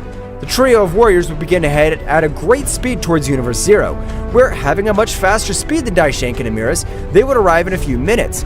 The instant they arrived, the Destroyer Demon would get in their way, but Goku, without remorse, would grant him quickly a rain of blows, and with a great energy attack would reduce him to simple ashes. Daishinkan's still alive. I can feel his ki, but he's grown in an incredible way. This'll be a lot of fun. Are you sure, Mr. Goku? I don't feel my father's ki. Goku at a great speed would even leave behind Whis, and Zeno-sama would leave, because he wanted to end Daishinkan's life and humiliate him in the worst way. Yota would realize that a power was approaching his territory, but before he's able to react, with blood expelled every part of his body. Damn it! Who hit me? His power was supreme! So, you're the damn Saiyan that Frieza was telling me about. A great power would be felt all over the place. That's right, Frieza was also releasing a great part of his power, making everyone retreat. I knew that you escaped an extremely powerful being and rescued you. Frieza rushed against Goku, but Zeno-sama would get in his way, and they would begin to exchange blows. Frieza's power was amazing, since he was capable of giving an even battle to a king of everything. While Whis would begin to exchange blows with the Archangel, Goku in that instant would stand up, accessing his negative energy state. That's right, Goku would access the Super Saiyan 4 Dark, with which the negative power that he released was a bestiality, since his whole body and heart was pure evil. I hope you're ready, because now I'll not hold back in the slightest. Goku at an incredible speed would begin to exchange blows with Reich, which was much more powerful than Yota, but Goku would quickly begin moving to be able to dodge a great attack, which had been thrown treacherously by Yota. Damn you! You want to die so much, now I'll fulfill your wish. I'll finish you to totally confront this guy. You're no use to me. Goku with his aura in the form of death would create a scythe of negative energy, which would be directed towards Yota, which was able to dodge it, but a purple scythe was approaching from his blind spot, being able to cut him in two. Large amounts of blood would fall to the ground. At the time, Goku of a great attack would disintegrate it completely. Now yes, it's just you and me. We can fight without distractions. Reich, a little surprised, would use his demonic acceleration technique, increasing his power in a great way, but he had not surprised Goku in the least. When he dodged one of his blows, Reich was astonished since his speed had increased so much, being able to dodge that blow by pure luck. Goku would begin to take the battle much more seriously, beginning to connect hundreds of blows throughout the body of Reich, which in each exchange of blows made him spit large amounts of blood due to such a bestial attack of the Saiyan. What are you? You're neither a god nor a mortal. You're something that transcends something far beyond what we know. That's none of your business. Now die! But you won't go to the other world alone, because now I'll end your life and that of your disciple Frieza. A dragon will pulverize Reich, and in the same way hundreds of rays would completely disintegrate Frieza, leaving no trace of him. Instantly, Goku would approach the Archangel, who was terrified to witness how that Saiyan ended the lives of two super gods. Now at last I'll be able to have my revenge. Goku would stretch out one of his hands and with a great burst of energy would lift him into the air, and at the moment an incredible explosion would be witnessed, leaving no trace of the merger.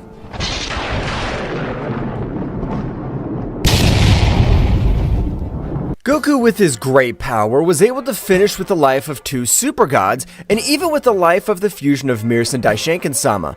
Nevertheless, none of this had finished, since Doria, the most powerful god of all the Universe Zero, was still alive, and he had witnessed absolutely everything that happened.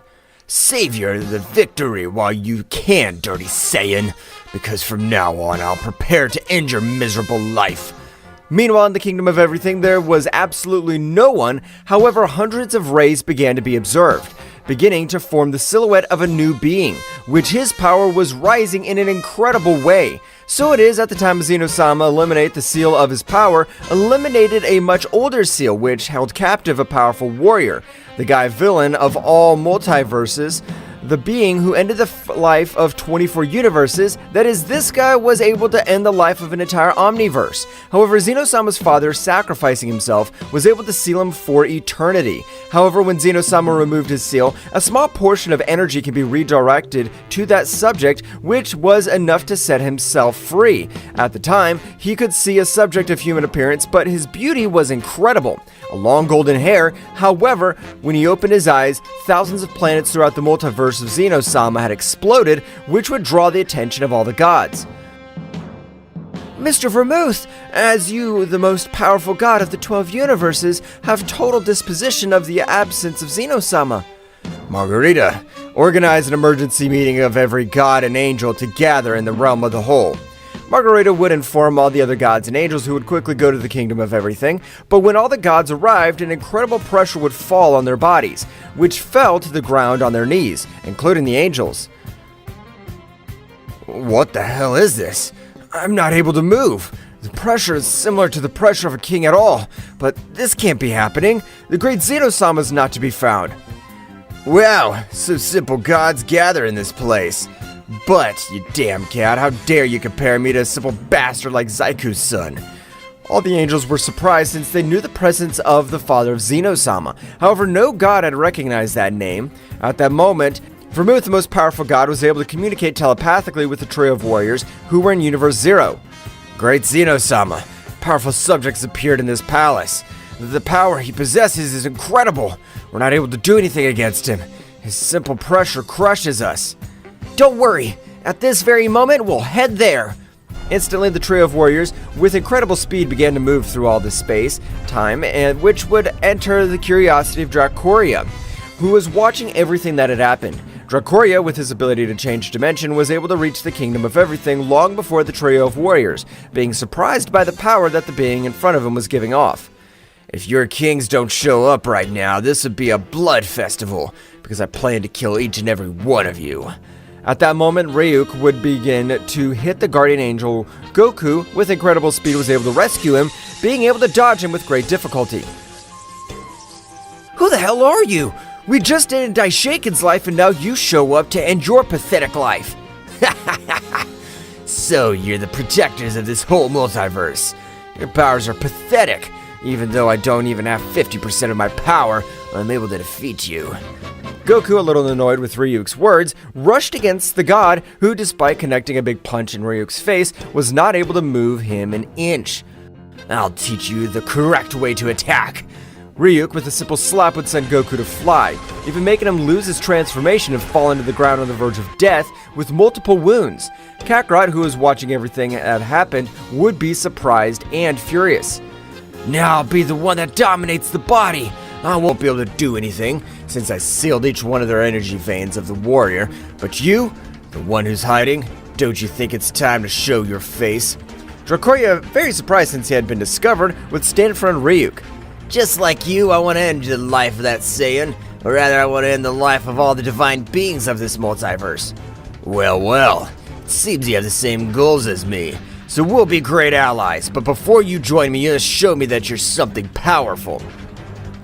You don't have to worry about that. I'm the most powerful god of the Universe Zero, which was cataloged for only having phenomena with incredible powers.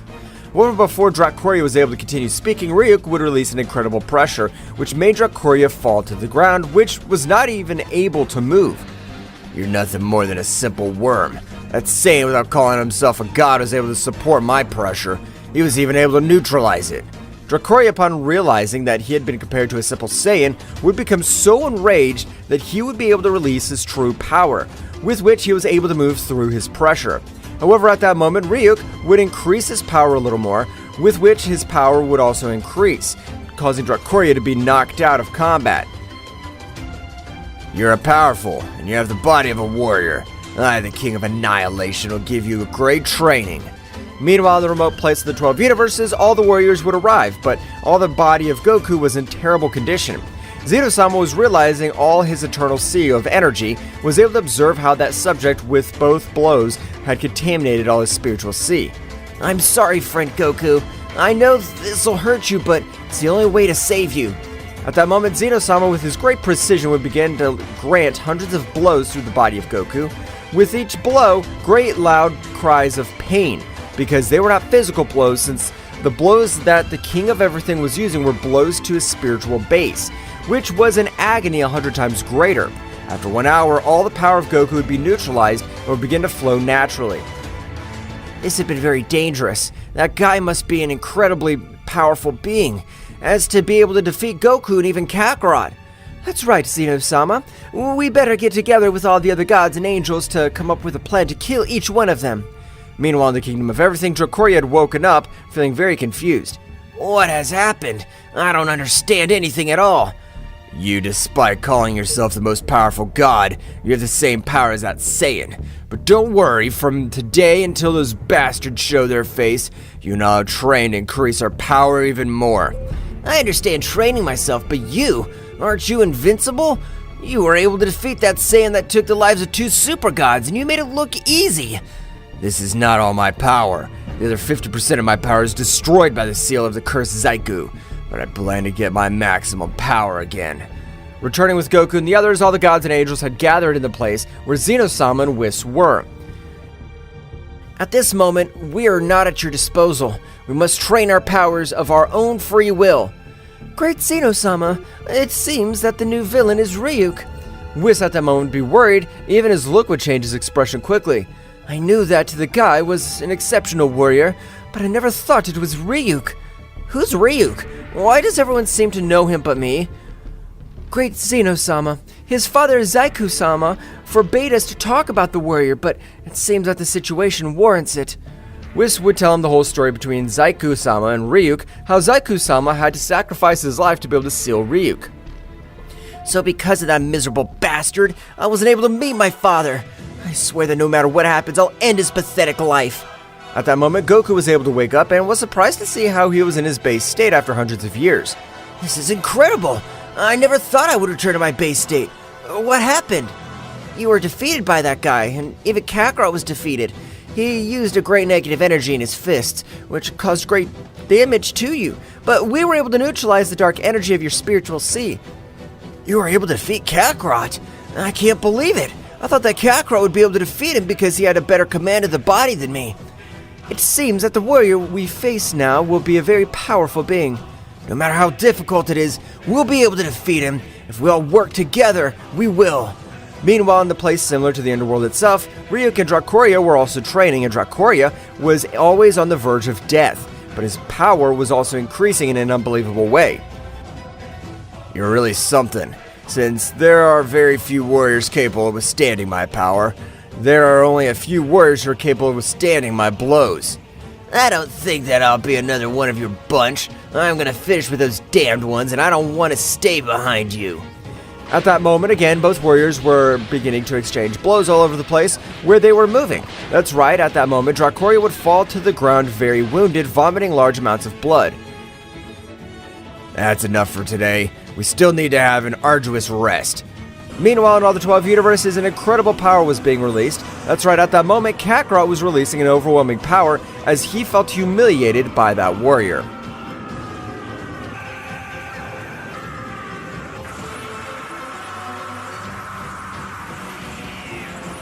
Goku's power was increasing in an unreal way, so much so that the dimensions themselves were altering.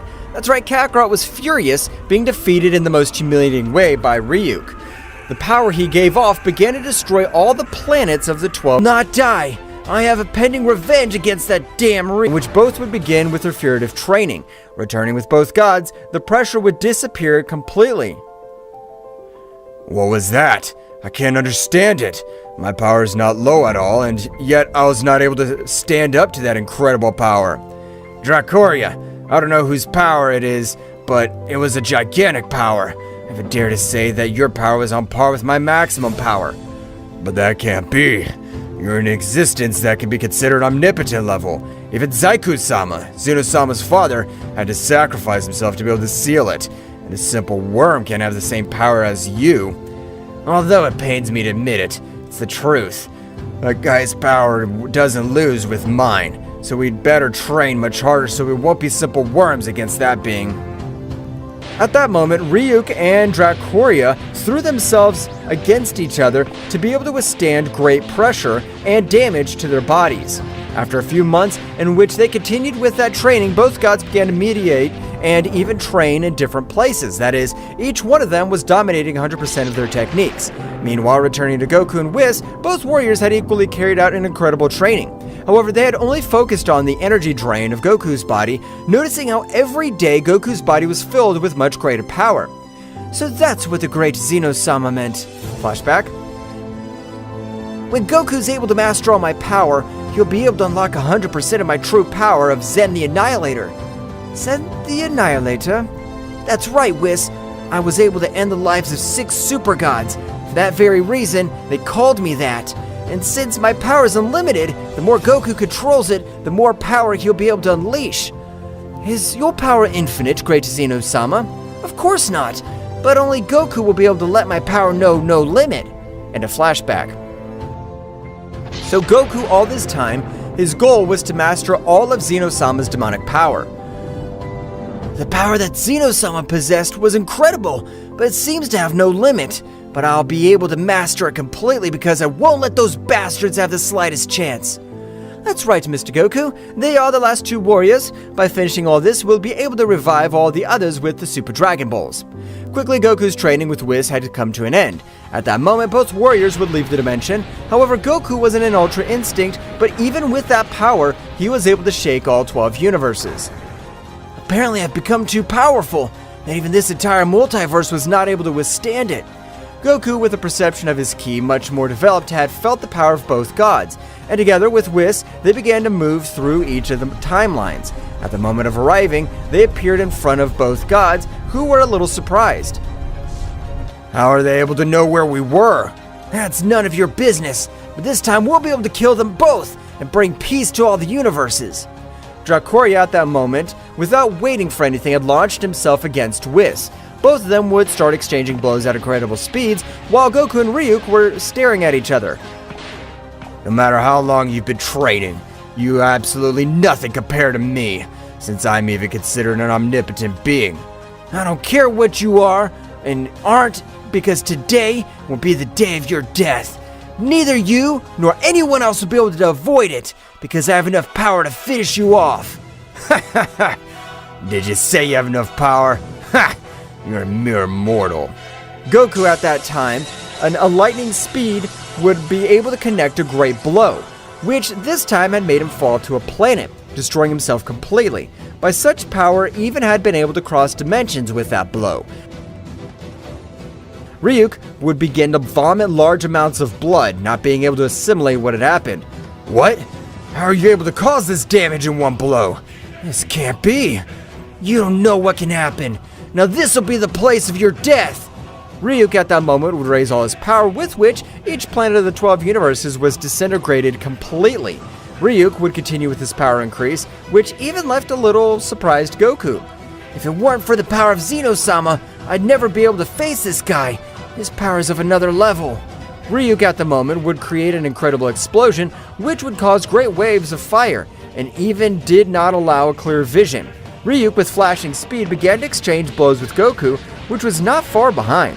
That's right, the power of Goku was so big that it was equal to the power of Ryuk. Ryuk in that instant would connect a great blow, making him fall to a planet. But before he celebrates his blow, a great claw of energy had been able to make him fall to the ground, detaching every part of his body. Large amounts of blood fell to the ground. What do you think of that? Weren't you able to read my moves? Let me admit that this is not my full power.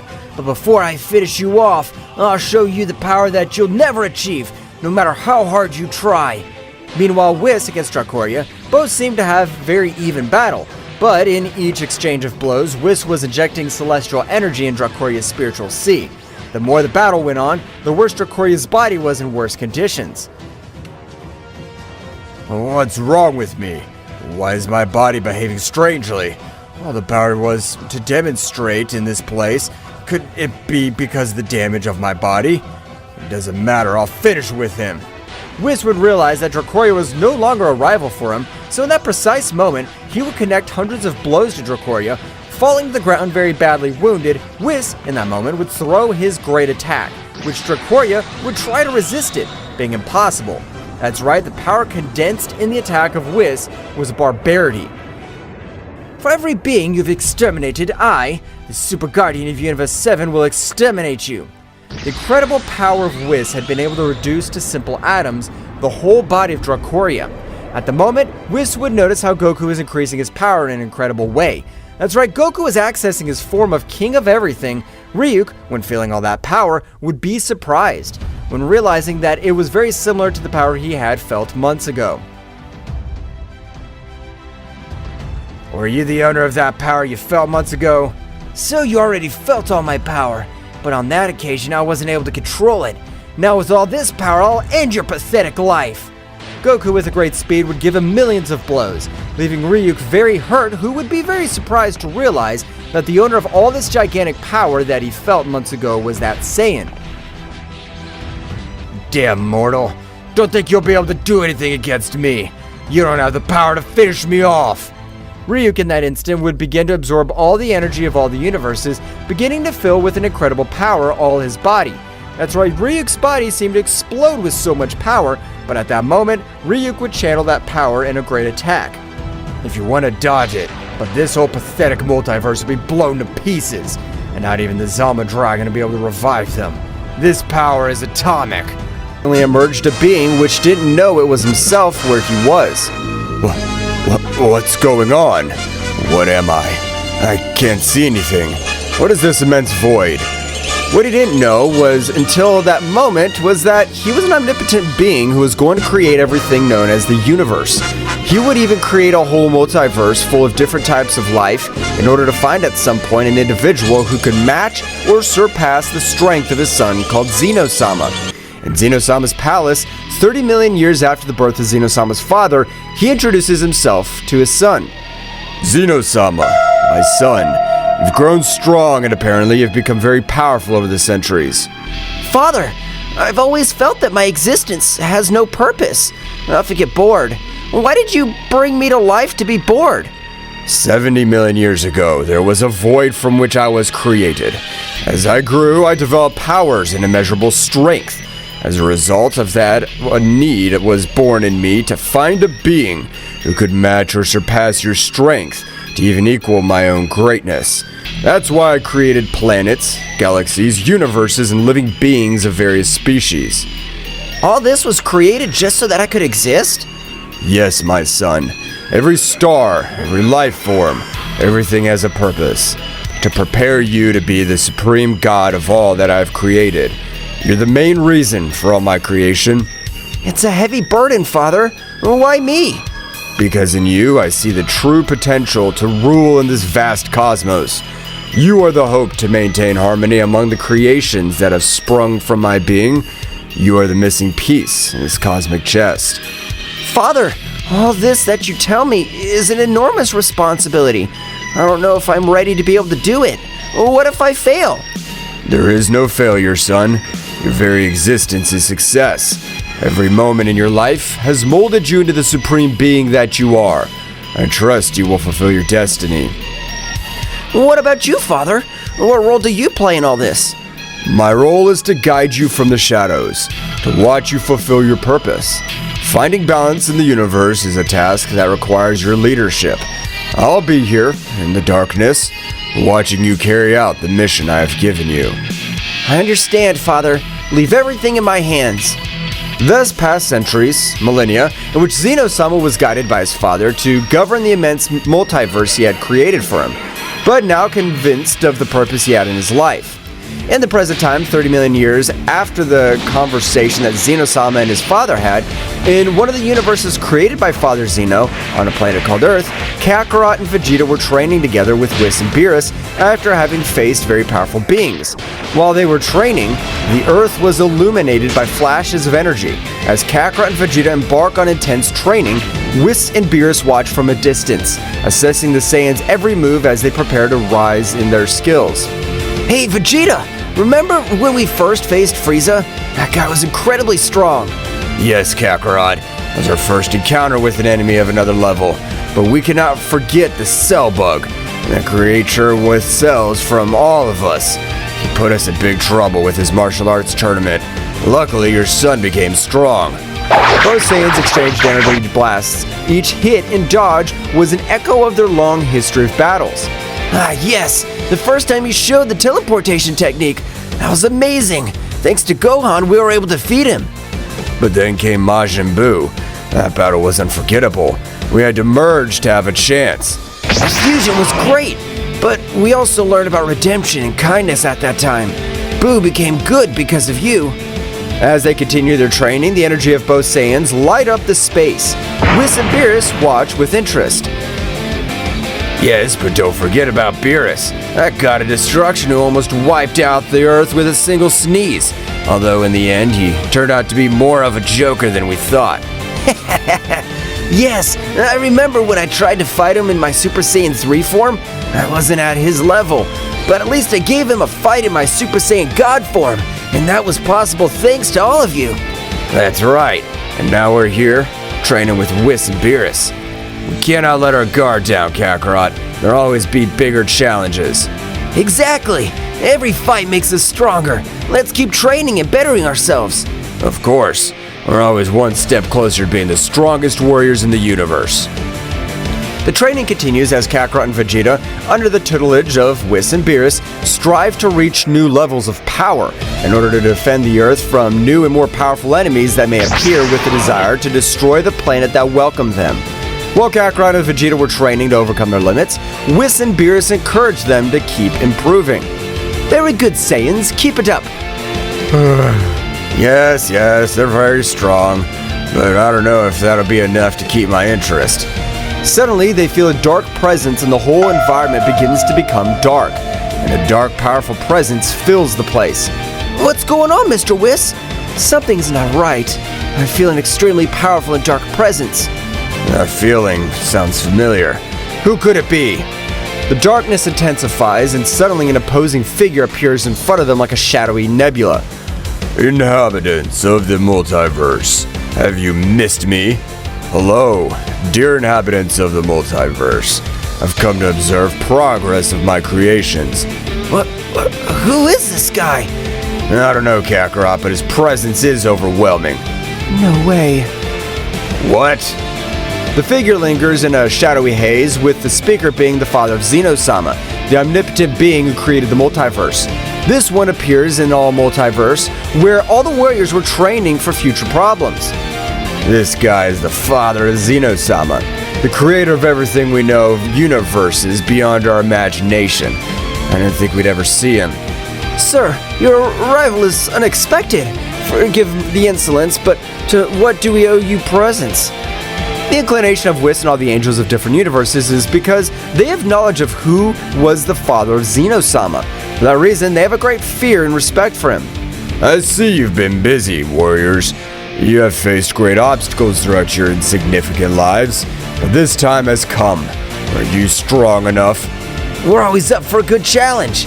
Shut up, Kakarot. Don't you feel how powerful he is? How can you say that? Haven't you noticed something missing in the multiverse? At that moment, Zeno-sama's father set out to tell them the reason for the ambiguous question. Moments before Zeno's father appeared before the whole multiverse, he was very angry because when he woke up from the dream of millions of years, he was surprised that many things had happened that went against the main reason why he created the whole universe. Because of this, he appears before his son Zeno-sama. In the center of the realm of everything, the overwhelming presence of Zeno-sama's father eclipses space. His voice booms like thunder as he directs his fury towards his son Zeno-sama. The latter, visibly nervous, tries to defend himself as the tension between the two intensifies. Zeno-sama, you failed in your duty as Supreme God. All the warriors of the multiverse have overstepped their bounds, and now dare to call themselves gods. Gods? This is unacceptable! Father, I understand that this is all being misunderstood, but... There's no excuses, Zeno-sama. Your lack of authority has allowed inferior beings to rise above us. How dare you let them usurp the title of gods? I'm sorry, Father. I did not intend for things to come to this point. The anger in Father Zeno's voice increases. His tone becomes more defiant and contemptuous.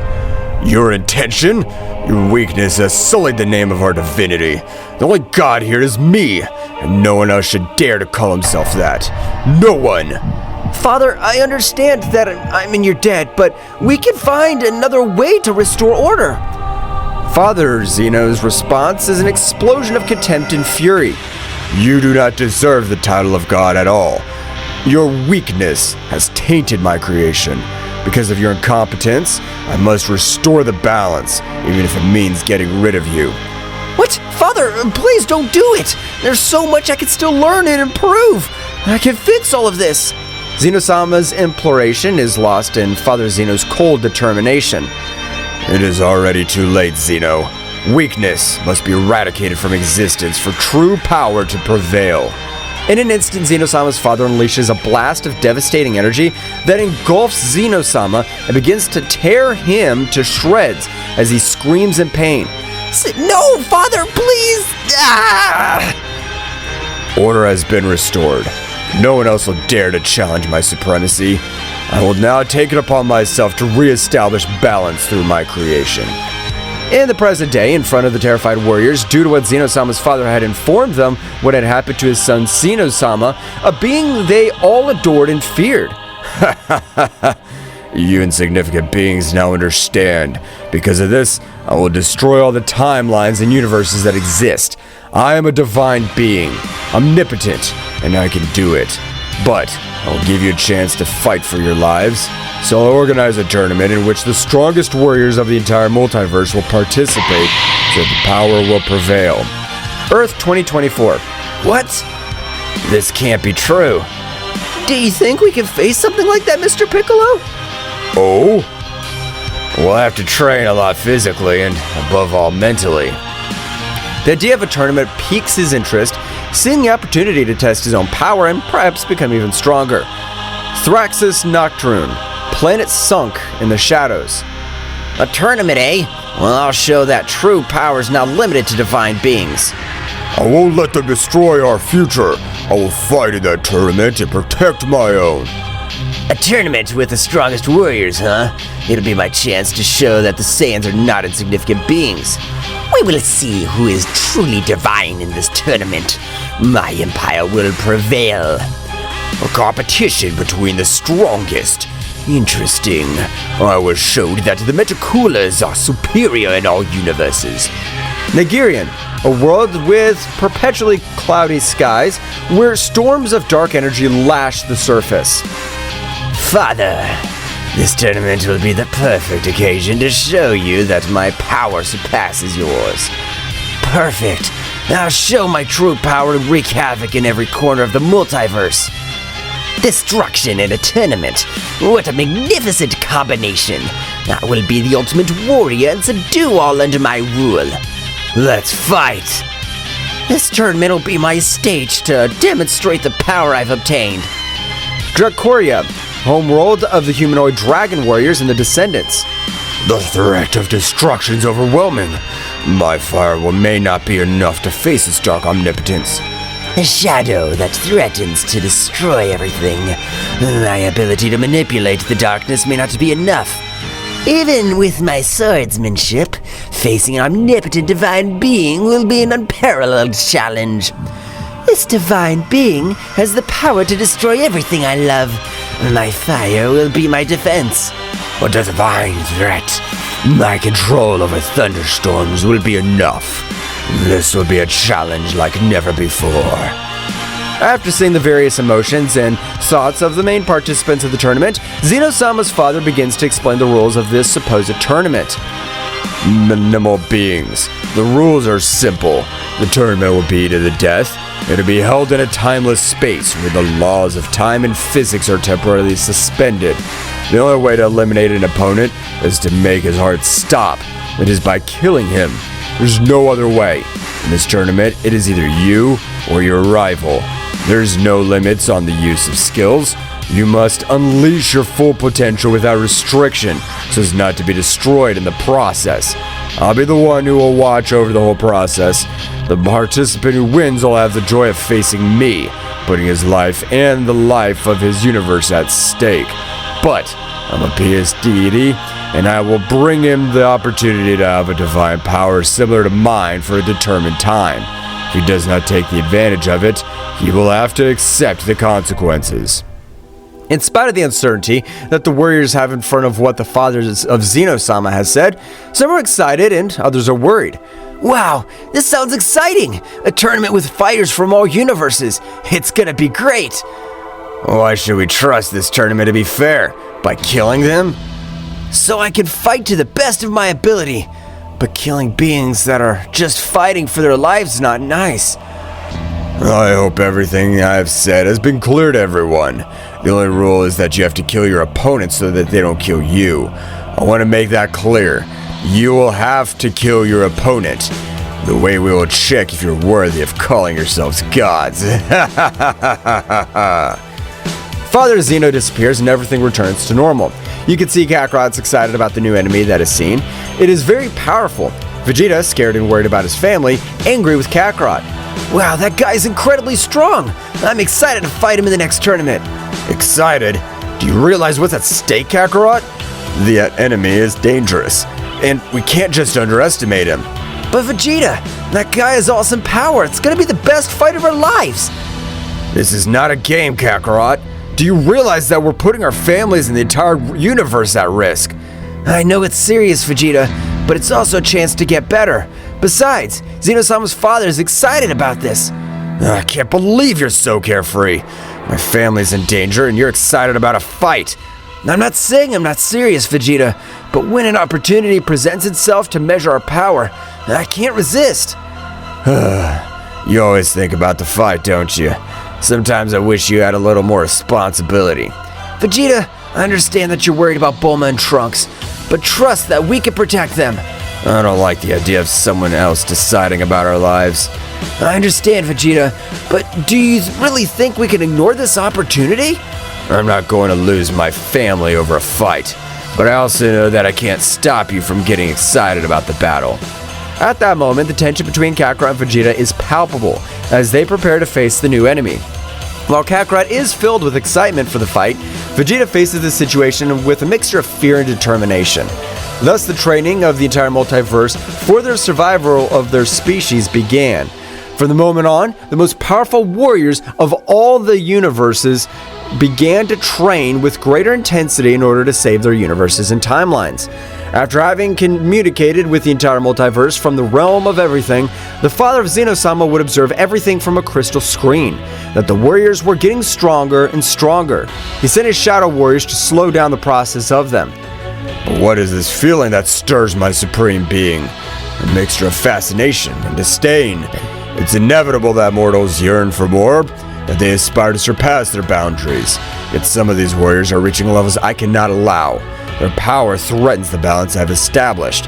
It's enough that they're mere participants in my tournament. They must be contained. They must be eliminated before their ascensions endanger the stability of my creation. My shadow warriors, creatures of the shadow and executioners of my will travel throughout all the universes. They'll be my instruments to stop these reckless advances. I will not allow the power of these warriors to grow beyond the limits set by my divinity. Father Zeno, we're here to receive your orders. Shadow creatures, my loyal enforcers, the time has come. The universes pulsate with an energy that threatens to destabilize the order I've established. Mortal warriors, in their relentless pursuit of power, are rising to dangerous heights. Their progress must be halted. Your orders are our will. How do you wish us to proceed? Each of you will disperse among the universes. Your mission is to find those warriors who dare to exceed the limits imposed. There's no room for compassion. The threat must be eradicated. Annihilate them without mercy. We will, Father Zeno. No warrior will be strong enough to defy your will. The shadow creatures set off to every universe and timeline to destroy every warrior who would participate. Along the way, they encountered weak warriors who they destroyed with these strong and very powerful ones. It was dusk when suddenly the Earth's atmosphere trembled with an unnatural darkness. In the blink of an eye, shadow creatures emerged from the interdimensional shadows, ethereal and menacing beings that would challenge even the strength of the mightiest warriors. Kakarot and Vegeta, training on the vast battlefield of Earth, sensed the arrival of an ominous presence. Shadow creatures, their ethereal forms and eyes burning with the intensity of darkness, materialized before them. What are you? We are servants of Father Zeno. Your progress has been noted and must be halted. The will of Father Zeno is the supreme law. The warriors have exceeded the allowable limits and will now be destroyed. The shadow creatures moved with an agility that defied logic, leaving behind them trails of darkness. Kakarot and Vegeta prepared for the confrontation, their energies flashing in response to the threatening presence. Well, it looks like we have new opponents. This should be interesting. No matter who sends them, will not allow them to stop our progress. The shadow creatures, speechless, rushed towards Kakarot and Vegeta with flashing speed. The battle ahead would not only be a test of strength, but a struggle between light and darkness, between the determination of the warriors and the will of the father of Zeno-sama. The battle rages and the environment, plants, stones, and sky are witness to the incredible demonstration of power. Kakarot and Vegeta, deploying a great amount of ki, are in the center ready to face the two mysterious shadow warriors that attack them. Shadow Creature 1 moves at breakneck speed, leaving only flashes of darkness in its wake. Its form is ethereal, almost impossible to follow with the eye. It attacks with incredible precision, throwing punches and kicks that defy the perception of time. Shadow Creature 2 stands out for its devastating power. Its every strike sends out waves of dark energy that distort the surrounding space. Its presence emanates an ominous aura that shakes even the particles of space. The fight begins with Kakarot and Vegeta charging forward, but the shadow creatures respond with astonishing agility, dodging every blow and counterattacking with almost invisible movements. Faced with the speed of the Shadow Warriors, Kakarot and Vegeta are forced to raise their power to Super Saiyan level. Vegeta, these guys are incredibly fast. I can't even keep up with their moves. Looks like our usual speed isn't enough. We'll have to raise our power to the maximum. Both Saiyans concentrate, their golden auras bursting as they transform into Super Saiyan. Their golden hair lights up the space as they launch into a fierce offensive. But the Shadow Warriors remain equally agile, gracefully dodging the attacks. The intensity of the power illuminates the space. Now, Vegeta, let's go all out. Let's go, Kakarot. The Saiyans rush towards these Shadow Warriors with a fierce offensive. However, the Shadow creatures dodge their attacks with surprising grace, moving through the energy blast with ease. Is that the best you can do, Saiyans? Their speed is admirable, but they're still not up to par. Damn it! It can't go on like this, Kakarot. We need something else. You're right, Vegeta. Let's take this to the next level. Faced with persistent speed of the Shadow Warriors, Kakarot and Vegeta rise their power even higher, transforming into Super Saiyan Blue. Their blue auras flash with intensity and the pressure of their power shakes the surrounding space. However, the Shadow Warriors are not daunted. The battle reaches its peak as the four warriors are engulfed in a frenzy of energy.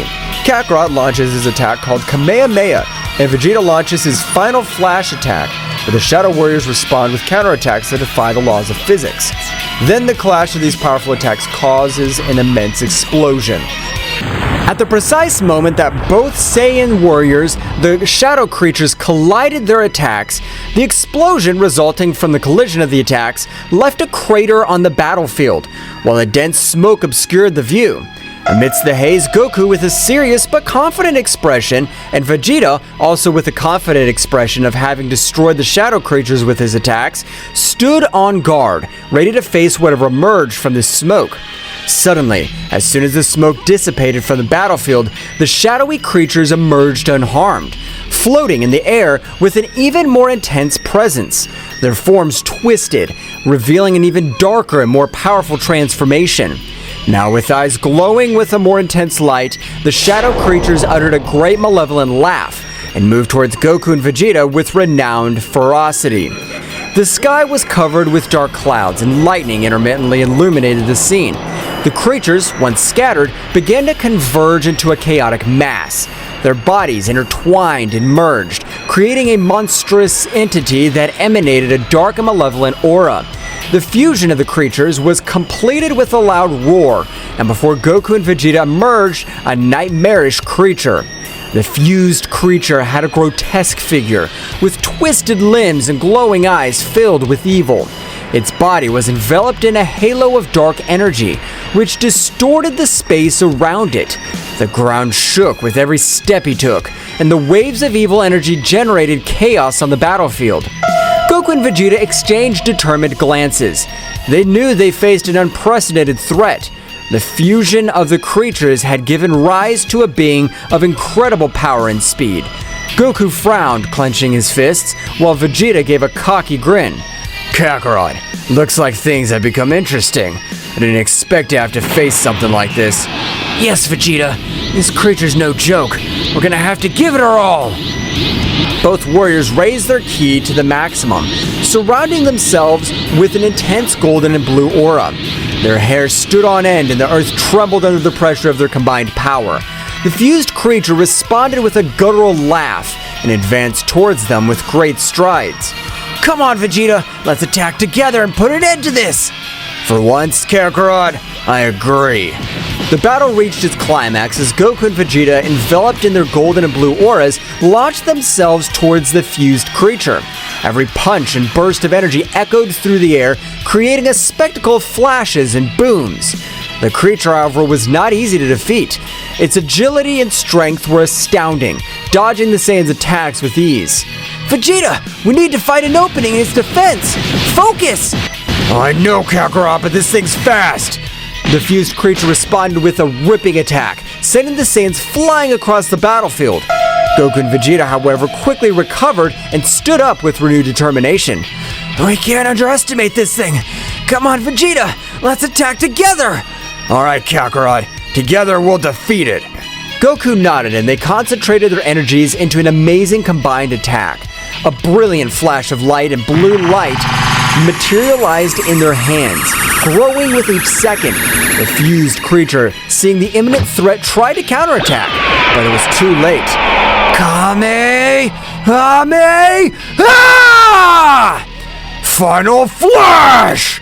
The powerful beam of combined energy shot towards the fused creature, illuminating the dark battle with its radiance. However, just when impact seemed inevitable, the creature, in the last act of desperation, deployed a dark shield that managed to resist the Saiyan's assault.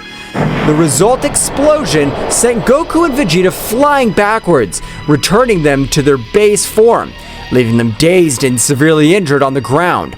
The fused creature, though weakened, struggled to its feet, its malevolent aura flickering, but far from fading completely. Vegeta, we're in trouble. This thing's stronger than we thought. Vegeta, however, lay motionless on the ground with visible wounds and his aura rapidly diminishing. Vegeta! Don't give up, Vegeta! The fused creature, slowly recovering, calmly approached towards Vegeta with a palpable malevolence in its glowing eyes. Your efforts are futile. I'm the amalgam of darkness itself. This is the end of you, Saiyan Prince. Goku, full of rage and despair, stood up and threw himself towards the creature with what was left of his strength. However, the creature, with a simple wave of its hand, unleashed a wave of dark energy that enveloped Kakarot and threw him violently to the ground. Vegeta, we need a plan. The fused creature approached Vegeta, lifting him off the ground with one hand. The Saiyan Prince, barely conscious, opened his eyes to meet the cold, merciless gaze of his energy. Kakarot, do whatever it takes.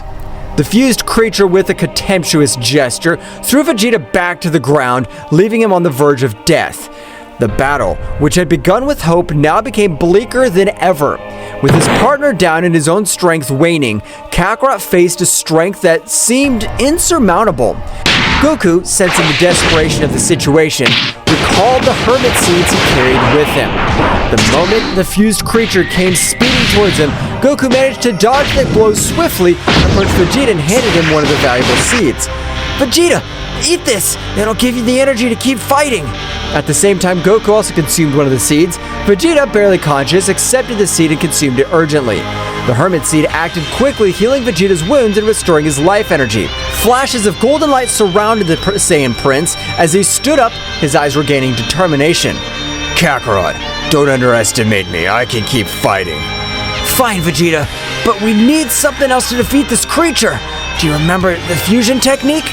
Vegeta frowned but nodded in understanding. Both Saiyans positioned themselves in front of the fused creature, focusing their energies. Vegeta, let's do it! Let's merge! I don't think it'll come to this, Kakarot, but I have no choice. Both warriors stood side by side, raising their hands into the front and began to concentrate their energies. The atmosphere was filled with a brilliant glow as the two Saiyans merged into a single entity. The resulting figure was a perfect combination of Goku and Vegeta, with a powerful golden aura enveloping their fused bodies. This fusion creature showed signs of unease as it witnessed the transformation. The new Saiyan entity turned to it with a determined look. The fusion between Goku and Vegeta, known as Gogeta, and his Super Saiyan form was now evident. Gogeta, with the combined voice of Goku and Vegeta, said, "Prepare for defeat. We're the fusion of the Saiyans, and there's nothing we cannot overcome." With a unified shout, the Saiyan fusion lunged towards the fused creature with incredible speed and power. The battle between the Saiyan fusion and the fused creature erupted into a frenzy of power and skill. Every move, every blow, every burst of energy shook the battlefield. The earth trembled under the intensity of the confrontation, and the sky lit up with the sparks of energy released during the fight. Gogeta, with the combination of Goku's cunning and Vegeta's determination, proved to be an unstoppable force. However, the fused creature did not yield easily, showing a resilience that defied expectations. Both contenders were at a stalemate, each pushing their limits to the max. Goku and Vegeta, in their fused form, began to feel the need to unleash more power to overcome their more formidable foe. In a moment of perfect synchronization, both Saiyans raised their ki to the limit. The atmosphere itself began to be distorted with the built-up pressure. It's time to take this to the next level! In a dazzling flash, the Saiyan fusion underwent an astonishing metamorphosis. His once golden hair now turned sapphire blue, and his aura took on a heavenly hue. The transformation to Super Saiyan Blue had taken place. The fused creature recoiled momentarily as it witnessed the new form.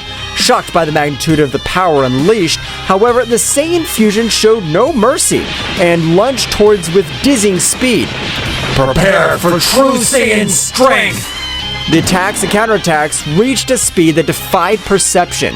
The fused creature, despite its previous endurance, was outmatched by the speed and aggressiveness of the Saiyan fusion in its Super Saiyan Blue form.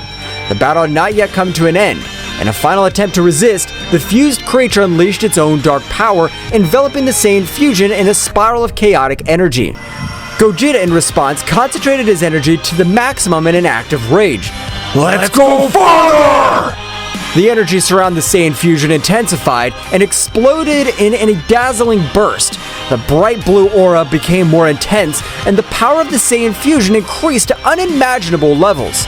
The sky lit up with glows and waves of energy as the fused creature faced Gogeta's unstoppable strength.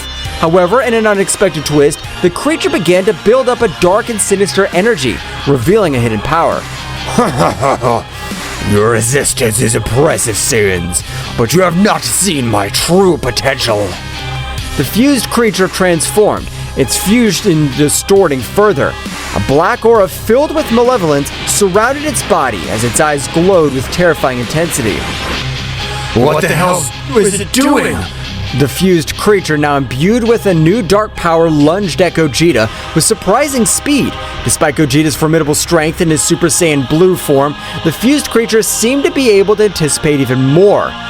Now you'll experience true darkness. Gogeta sensed the threat, deciding to take his own power to the extreme. In a blink of an eye, he activated the technique, the Kaioken. His blue aura multiplied into a mixture of blue and red, and the intensity of the battle reached levels never seen before. It's time to put an end to this! Kaioken! Gogeta's speed and strength multiplied exponentially, and the fused creature was momentarily caught off guard. However, the creature counterattacked with a blast of dark energy that enveloped Gogeta, but he struggled to resist. Gogeta, in his Kaioken state, felt the need to raise his power even higher. Thus his ki increased, causing the earth to tremble from such immense power, destroying mountains and lifting rocks into the skies. At that precise moment, he disappeared from the sight of the fused creature, appearing from behind and creating a glowing bluish sphere of energy that materialized between his hands. Final Kamehameha! The energy sphere impacted against the fused creature with unparalleled force. The resulting explosion lit up the sky, dispersed the creature's dark energy. However, when the light faded, the fused creature emerged once again, albeit visibly weakened. Do not underestimate my power, Saiyans. I have attained a form beyond your comprehension. Gogeta, sensing the gravity of the situation, prepared for the next confrontation. The battle, far from over, was entering even more dangerous terrain, with the fate of the universe hanging in the balance in this fierce struggle between light and darkness. The battlefield was plunged into utter chaos, with destructive shockwaves reverberating throughout space. Gogeta, with his combined aura of Super Saiyan Blue and Kaioken, was moving at speeds that defied perception. The fused creature, despite his new enhanced form, was momentarily outmatched by the Saiyan warrior's speed. Darkness cannot defeat light! It's time to seal your fate! Though weakened, the fused creature did not give up. With impressive speed, it lunged towards Gogeta, unleashing a series of dark attacks that even defied the Kaioken's speed. Your light is but a fleeting glimmer. In the eternity of darkness, you will suffer. Gogeta, with sharp reflexes at precise moments, will dodge the fused creature's attacks. The battle reached an even greater frenzy, with a clash of fists and kicks creating waves of energy that swept the surrounding landscape. The once dark and stormy sky were illuminated by the flashes on the contest. In the beginning of the moment of opportunity, Gogeta channeled the Kaioken to an even higher level. His aura became more intense, mixing blue with red in a dazzling display. Seeing the new burst of power, the fused creature recoiled momentarily, a moment Gogeta took advantage of to gather energy. This is the limit of your darkness! Prepare for the end! Gogeta, with unmatched speed, appeared in front of the fused creature, concentrating his energy to a single point. A glowing sphere of energy formed between his hands, but this time, the sphere was not blue, it was a mixture of colors. A fusion of the power of Super Saiyan Blue and Kaioken. Kaioken 20 times! Final Kamehameha! The now larger, more powerful energy sphere hurled with impressive speed towards the fused creature. The resulting explosion illuminated the entire horizon, causing the mountains and valleys to be enveloped in a dazzling glow. When the light faded, the fused creature lay defeated on the ground. Its dark aura completely dissipated. Gogeta, with his Super Saiyan Blue form and Kaioken still activated, watched cautiously. The intense battle had come to an end, but the price of the confrontation was reflected in the devastated earth and the wear and tear visible on the Saiyan warrior. I hope that was enough. This universe can't take any more of this destruction. With a flash, Gogeta deactivated the Kaioken and returned to his base form. As silence descended over the battlefield, the lingering question was whether the threat had truly been eliminated or if there was still challenges to be faced in the vast cosmos. Goku and Vegeta, feeling that the threat had been neutralized for the moment, separated from the Saiyan fusion. The intensity of the battle had left both Saiyans exhausted, but their attention was diverted to a disturbing reality. In the corner of their vision, they watched as a small dark creature made its way towards where Gohan and Broly were standing. Vegeta, something's happening! We must get there fast! Those two are in trouble if that thing gets to them. Let's go, Goku! Both Saiyans, despite their exhaustion, dashed towards Gohan and Broly's location with as much speed as possible. As they approached, they could see the dark creature getting closer and closer to the two warriors. Gohan, who was training with Broly in an attempt to increase his skills, noticed Goku and Vegeta's arrival urgently. Dad! Vegeta! Something's coming! Broly, with his piercing gaze, had also sensed the approaching threat. Evil creature, we will fight. The small dark creature, noticing the presence of the Saiyans, stopped advancing and displayed a malevolent laugh. Your victory was short-lived. This is only the first of many surprises. Before they could react, the dark creature split into multiple smaller shadows, surrounding Gohan and Broly with astonishing speed. Watch out, Broly! They're fast and dangerous! We will fight. We won't let them defeat us. Goku and Vegeta, arriving just in time, joined the battle.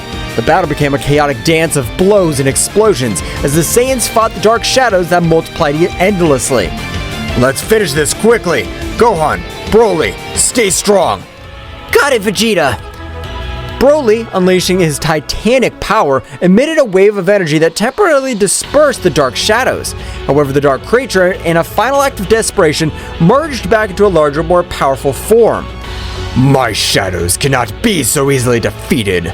The real battle has just begun.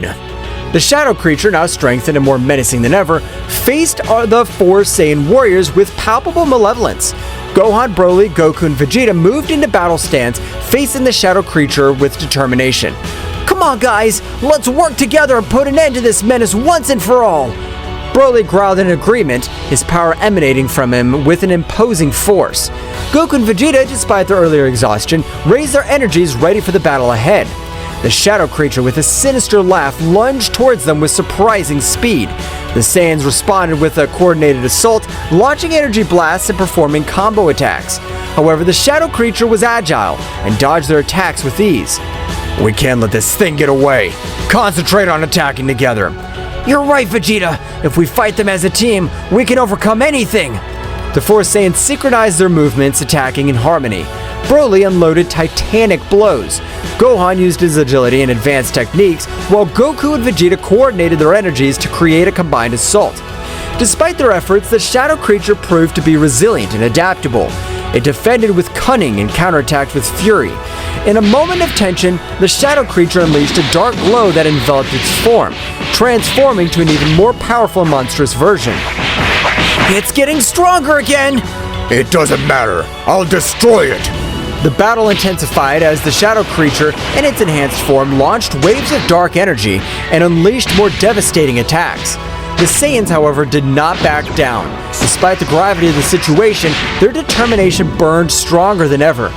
There's no limit to our strength when we fight together! Come on, guys, we can't lose! This thing doesn't know who it's messing with. Get ready for what's coming. Gohan, Broly, Goku, and Vegeta channeled their energies to the maximum, shaking the earth under the intensity of their combined power. In a unified act, the four Saiyans raised their ki to the limit and lunged towards the shadow creature with indomitable resolve. The shadow creature, now in its strengthened form, unleashed a dark energy that enveloped Broly, possessing the mighty Saiyan with a malevolent influence. Broly, his eyes now awash with shadows, stood before the other Saiyans with a menacing presence. Broly, I won't let you be used as a puppet. We must save him. We won't let this thing manipulate Broly. Come on, guys, let's protect ourselves and save our friend. This is getting more complicated than I thought. But no matter, we won't let the darkness win. The battle began with the shadow creature using Broly's immense power against them. The controlled Saiyans' attacks were fierce, with waves of energy and bursts of ki that challenged even the most experienced warriors. The Saiyans dodged and counterattacked, but the shadow creature took advantage of Broly's brute strength to counter his moves. We must weaken it enough to free Broly! Dad, Vegeta, let's follow the plan and attack in unison! The three Saiyans coordinated, launching a series of swift and powerful attacks. However, the shadow creature moved with agility, dodging most of the blows and countering with blows of its own. Broly, under the influence of the dark possession, was showing superhuman endurance. It's not enough! Broly, fight against this influence! We must force him to break free. We're gonna give it our all. In a moment of desperation, the Saiyans decided to raise their powers to the maximum. Goku transformed into Super Saiyan second stage, Gohan advanced his mystical form, and Vegeta unleashed his own power into Super Saiyan second stage. The three Saiyans surrounded Broly, launching a combination of flurry of powerful attacks. Broly, resist! Don't let their darkness consume you! The shadow creature, feeling the combined presence of the three Saiyan warriors, showed signs of weakness. However, in a desperate act, the dark energy intensified its hold on Broly, raising its power even higher and unleashing unbridled fury. We can't give up! We're going to free Broly, whatever it takes! The battle reached its climax as the three Saiyan warriors, Goku, Gohan, and Vegeta, clashed against the shadow creature possessing Broly. The unleashed energy created a spectacle of flashes, explosions, and shockwaves that shook the battlefield. Goku, with his power as a Super Saiyan, moved with astonishing speed, launched energy blasts and accurate punches at the shadow creature. Gohan, in his mystical form, unleashed a combination of fast attacks and advanced techniques, seeking to weaken the dark possession that controlled Broly. Vegeta, in his Super Saiyan second phase form, displayed titanic power, coordinating his attacks with calculated precision. Broly, listen to my voice! Don't be consumed by this darkness! The shadow creature, however, resisted tenaciously, harnessing Broly's brute strength and ferocity to counter the Saiyan's attacks. Broly, under the dark possession, responded with unstoppable strength, his attacks more intense and uncontrolled. We need to weaken that possession! Come on, guys, keep up the pressure! This dark power won't last forever. We must resist. The battle grew more frantic. With each passing moment, the shadow creature, sensing the threat of the Saiyans, intensified its hold on Broly, fusing its dark energy with the brute strength of the legendary Saiyan. We can't back down now! Broly's our friend, and we won't let this darkness control him! In a moment of perfect synchronization, the three Saiyans focused their energies into a coordinated attack. Goku launched a Kamehameha, Gohan unleashed a Masenko, and Vegeta fired a final flash, all aimed at the shadow creature. The resulting explosion illuminated the battlefield, creating an energy storm. However, when the light faded, the shadow creature Broly still stood, visibly weakened but far from defeated. It's not enough! We must find a way to free Broly from this possession! At that moment, the shadow creature, taking advantage of the Saiyan's momentary weakness, launched a surprise attack, sending Goku and Gohan to the ground. Vegeta, with his rage in his eyes, stood up determined. Enough's enough! We won't let this thing continue to manipulate Broly. Vegeta concentrated his ki to the maximum, unleashing a new transformation. His intense blue aura transformed into an even brighter and more powerful hue. Super Saiyan Blue! The atmosphere itself seemed to tremble at the magnitude of the transformation. Vegeta, now in his evolved form, launched himself towards the shadow creature with renewed speed and power. Vegeta's transformation in Super Saiyan Blue Evolved caused a dramatic change in the intensity of the battle. His bright blue aura flashed with overwhelming energy as he charged towards the shadowy creature and Broly, who was still under his influence. It's time to put an end to this. Broly, I'll fight to free you from this darkness. The shadow creature, sensing the threat posed by Super Saiyan Blue, adopted a defensive stance. On the other hand, Broly, his eyes still darkened, prepared to face Vegeta. Vegeta unleashed a flurry of quick and precise attacks, combining punches and kicks with astonishing speed. Each move was charged with the strength of the new form, and the shadow creature was forced to retreat in the face of Vegeta's fury. Broly, regain control. I'll not allow this darkness to consume you. Broly, under the influence of the dark possession, responded with impressive stamina. His attacks were brutal and uncontrolled, but Vegeta moved with a dexterity that defied expectations. I need to find an opening in this possession. In an act of bravery, Vegeta launched himself directly towards Broly. Their fists collided forcefully, and Vegeta, using all his skill, made precise strikes that temporarily weakened the dark influence. Broly, fight this! You're stronger than this darkness! The shadowy creature, seeing Vegeta's resistance, increased his energy and fused even more with Broly. Now the dark influence was more entrenched than ever, and Broly unleashed an explosion of wild power. You can't stop me, Saiyan Prince! Vegeta, not backing down, continued to engage Broly. The battle reached new heights as both warriors unleashed their most powerful attacks. Vegeta launched a Big Bang attack while Broly responded with a gigantic charge of dark energy. The collision of energies generated a huge explosion that blanketed the area. After the dust settled, Vegeta lay on the ground, clearly exhausted but not giving up. I can't lose. My determination's stronger than your darkness. The battle between Vegeta and Broly, who was possessed by the shadow creature, reached a critical point. The overflowing energy of the confrontation was spreading across the battlefield, distorting the air and creating palpable tension. At that crucial moment, Goku found himself regaining consciousness, stood up, and immediately went to Saiyan's prince's side. Vegeta, let's go! Let's give it all we've got! Goku's transformation into Super Saiyan Phase 2 and joined the fray. The shadow creature, seeing the arrival of another Saiyan warrior, prepared to face the new threat. Kakarot, you're just in time. This thing has gotten stronger with Broly. We'll face it together! Broly, we won't let this darkness control you! The three Saiyans stood in formation, ready to deal with the shadow creature fused with Broly. The intensity of the conflict increased even more, with flashes of energy and clashes of fists echoing throughout the battlefield. Come on, Kakarot, let's attack in unison and free Broly. I got it, Vegeta! Together, we'll free him! The Saiyans coordinated their attacks, launching a combined blast towards the shadow creature.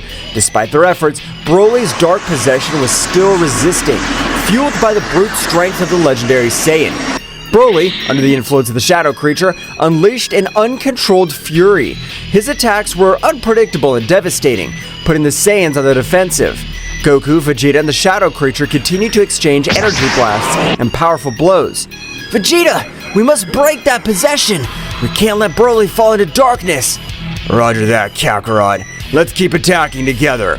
Amidst the chaos of the battlefield, the fiery aura of the Saiyans lit up the sky, a visual manifestation of their mammoth power. Goku and Vegeta, feeling the weight of the battle, decided to take it a step further. They joined their energies in a symphony of power, a final bid to tear apart the shadows enveloping the evil presence. The shadow creature on the brink of the abyss responded with desperation. It raised its own power, and the darkness churned with intensity as it struggled to resist the combined onslaught of the Saiyans. The clash of energies created a cataclysm of flashes and booms, shaking the battlefield to its core. At that critical moment, the energy explosion was unleashed with dazzling magnificence. The earth shook, and the shockwaves swept across the landscape, leaving behind a trail of destruction. Goku, Vegeta, and Broly, enveloped in the blanket of the explosion, were momentarily eclipsed by the blinding light and dancing shadow. When the shimmering luminosity faded, the Saiyans found themselves faced with a new scenario. On the ground lay Broly, his figure shrouded in a residual haze of the contest. The dark aura that had consumed him had finally dissipated. Stillness reigned on the battlefield. As the warriors approached with worried looks, the formidable warrior who now resisted, his power darkened, finally silenced. We did it, Vegeta! Broly's free! Yes, but this shadow creature's still a problem. We can't let our guard down. Vegeta nodded grimly as they watched Broly, who lay on the ground, slowly recovering from the intense battle. However, at that moment of apparent calm, the shadow creature, cunning and unnoticed, had left Broly's possession to seek a new host. The dark entity swiftly swept into the shadows, unnoticed by the Saiyans, who still assessing their companion's condition. Silently, the shadow creature crept towards Gohan, who had been watching the battle from a distance. Gohan, oblivious to the threat looming over him, felt a shiver run down his spine, just as the shadow creature enveloped him with its dark presence. A momentary flash of its eyes indicated that something was terribly wrong. At that instant, Gohan, with a sudden alteration in his expression, went on guard without warning. His gaze, now posed by the shadow creature, glowed with a malevolence that contrasted with his gentle nature. Goku, noticing the sudden tension, turned towards Gohan, but before he could react, Gohan, under the influence of the shadow creature, moved with supernatural speed. The confrontation with Broly had left the Saiyans exhausted, and the shadow creature, seizing the opportunity, vanished into the darkness along with Gohan. Vegeta, realizing the situation, gritted his teeth in fury. The threat persisted, and now Gohan, a valuable ally, was in the hands of the shadows. Goku and Vegeta, despite their exhaustion, prepared for a new confrontation, aware that the battle had not yet come to an end. The tension in the air was palpable, as Goku and Vegeta, still worried about Broly, with determination, turned towards the place where the dark entity had vanished. Damn it! Where'd that thing go? I don't know, Vegeta, but we must find it before it hurts Gohan! The two Saiyans, quick as the wind, rushed towards where Gohan had been standing. their senses alert. The shadow creature, now inside Gohan, emerged from the shadows with a sinister laugh. Looks like they're not as cunning as they thought. Now I have a new toy for my plans. Get out of Gohan, you damn creature. I'll not allow you to possess my son! Ha! You think you could stop me? My power possesses even more of your combined forces. Do not underestimate the Saiyans. We have overcome greater challenges than you. Leave Gohan and face your fate, creature. You'll not be victorious. The shadow creature, now in control of Gohan, smiled malevolently before responding. We'll see how long you can resist. Gohan is now an instrument of my will. The shadow creature possessing Gohan unleashed a burst of dark energy that distorted the surrounding space. Goku and Vegeta suddenly found themselves during a chaotic confrontation, with Gohan now transformed into an instrument of the malevolent entity. The waves of energy radiating from Gohan's possessed figure created an ominous aura that filled the battlefield, defying the Saiyans' endurance and determination. The Saiyans, in their Super Saiyan Blue form, prepared for the impending clash. The shadow creature, using Gohan's body, moved with supernatural agility, dodging the Saiyans' first attacks with grace and malice. Gohan, his eyes now filled with darkness, lunged at Goku with astonishing speed. Goku blocked Gohan's first few blows with difficulty, feeling the enhanced strength and speed of his new controlled son. The fight was intense, each move charged with power and ferocity. Meanwhile, Vegeta positioned himself strategically, assessing the situation, looking for an opening to attack. The shadow creature, through Gohan, unleashed a flurry of attack, which devastating blows that kept Goku on the defensive. However, Goku's ability to adapt quickly to the battle allowed him to counter the attacks and counterattack with his own overwhelming power. Vegeta, sensing an opportunity, lunged at the shadow creature from an unexpected angle. However, the dark entity had sharp reflexes and deflected Vegeta's attack with ease, throwing Gohan against Goku as a distraction. The shadow creature's strategy paid off, as it took advantage of the distraction to hit Vegeta with a beam of dark energy. Vegeta, although he resisted the impact, was momentarily weakened. The entity, now with a malevolent smile, turned to him. Damn it! This isn't over, shadow creature. Goku, reacting quickly, stepped between the shadow creature and Vegeta. Vegeta, hold on! We can't let this thing divide us. The shadow creature, enjoying the chaos at its zone, released a dark aura that enveloped both Saiyans. The dark energy sought to confuse and weaken their senses. However, the Saiyans' instinctive connection to Ki enabled them to resist the dark influence. The battle raged in a frenzy of clashing colors and energies. Gohan, controlled by the shadow creature, moved with a mixture of speed and agility that defied the laws of physics. Goku and Vegeta, each focusing on their own battlefront, were trying to coordinate their attacks to free Gohan from the dark possession. Gohan, fight this darkness! You're stronger than this! Gohan, though showing flashes of resistance, was caught in an internal struggle between his will and the shadow creature's control. The battle grew more challenging. With each passing second, the shadow creature reveled in its ability to manipulate and corrupt one of Earth's mightiest warriors. Vegeta, recovering from the earlier onslaught, threw himself back into the fray. The shadow creature, however, anticipated his attack and gracefully dodged Vegeta's attempts to strike it. The dark entity counterattacked with a series of precise blows that forced Vegeta to retreat. You damn shadow, don't underestimate the Prince of the Saiyans. Goku, seeing his partner's difficulty, raised his power to the maximum. Dazzling energy emanated from his Super Saiyan Blue form as he prepared for a concentrated attack. The shadow creature, noticing the glowing threat, diverted its attention to Goku. Vegeta, keep up the pressure! I'm gonna concentrate my energy to free Gohan! Vegeta nodded and increased his offensive, distracting the shadow creature as Goku concentrated his power. The fight reached a new level of intensity, with each move echoing across the vast battlefield. The energy collided, creating shockwaves that distorted reality itself. Goku, eyes glowing with determination, unleashed his most powerful attack. A sphere of glowing blue energy formed in his outstretched hands.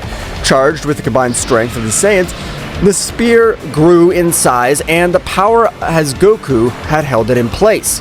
It's time to free Gohan! The shadow creature, realizing the threat, moved quickly to stop Goku's attack. Vegeta, taking advantage of the distraction, lunged with renewed fury. looking for an opening to attack. The battle reached its climax when Goku released the energy sphere, ascending it directly towards the shadow creature. The energy sphere burst into a dazzling flash, illuminating the battlefield with intense light. Shockwaves swept through the darkness as Goku's purifying energy sought to free Gohan from the shadow creature's possession. However, as the light faded and the earth stopped shaking, the shadow creature emerged seemingly unharmed. The dark entity, now irritated, turned to the Saiyans with a twisted laugh. Is that all you can do? My power is unbreakable. Goku and Vegeta, despite their exhaustion, prepared for the next assault. The battle, far from ending, dragged on into confrontation of epic proportions. Darkness and light collided in an endless clash, with the will of the Saiyans resisting against the entity that threatened to plunge them into the shadows. The dark creature, after resisting Goku's powerful attack, showed a malicious smile. A dark glow enveloped Gohan, and his body began to tremble with intensity. A guttural scream echoed through the air as the dark entity forced a unique transformation on the Saiyan warrior. Gohan, under the shadow creature's influence, contorted and his body was enveloped in a dark, feral energy. The earth trembled with the intensity of the transformation, and Gohan's figure began to change. Defined musculature, red eyes, a wild gaze, long gray hair, and emerging in the new form, Gohan Dark Beast. Vegeta and Goku, shocked by the unexpected evolution, instinctively recoiled from the overwhelming presence of Dark Gohan Beast. The shadow creature had accomplished what it could not do with Broly, unleash a unique and uncontrolled transformation on Gohan. Dark Beast Gohan, now freed from any hint of rationality, roared skyward, emitting an overwhelming energy that shook the battlefield. His eyes glowed with an animalistic intensity, and his posture indicated that human control was suppressed. This can't be happening. What did that thing do? The shadow creature managed to unlock something inside Gohan. This won't be easy. The shadow creature, pleased with the success of its manipulation, watched the scene with satisfaction.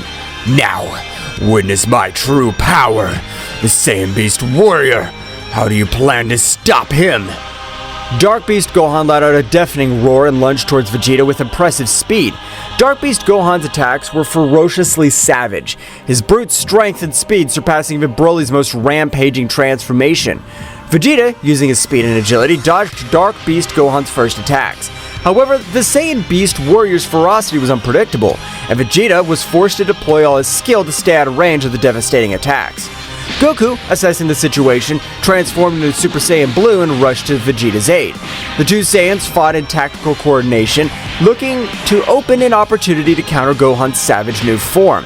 The battle became a whirlwind of energy, with explosions and crashes echoing across the battlefield. The shadow creature in the shadows continued to manipulate and fuel Dark Beast Gohan's fury. The Saiyan strategy was becoming more and more challenging as Dark Beast Gohan seemed to be one step ahead, anticipating their moves. Damn it! Gohan Beast is too unpredictable. We must find a way to free Gohan from this transformation. We can't let the shadow control his true power. As the Saiyans faced Gohan Beast's fury, the shadow creature watched from the shadows and joined the chaos he had unleashed. The situation was becoming more critical with each passing moment, and the Saiyans' endurance was being tested in the face of Beast Gohan's uncontrollable fury. The battle raged on in a titanic struggle between light and darkness, with the hope of freeing Gohan from the influence of the shadow creature hanging in delicate balance. The Saiyans, determined to overcome this challenge, faced an enemy that had managed to unleash an even greater internal threat than before. While the intense battle raged on the battlefield, Piccolo, the Namekian sage, was immersed in his mental training somewhere secluded.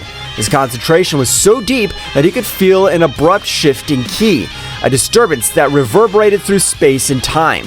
A shiver ran down his back, indicating the gravity of the situation. Something's not right. The Namekian instantly stood up, his cloak billowing as he focused on the direction of the glowing chaos. The power he felt was not just brute force. It was an amalgam of dark energies that seemed to defy the very essence of reality. Wasting no time, Piccolo prepared to approach this side of the conflict.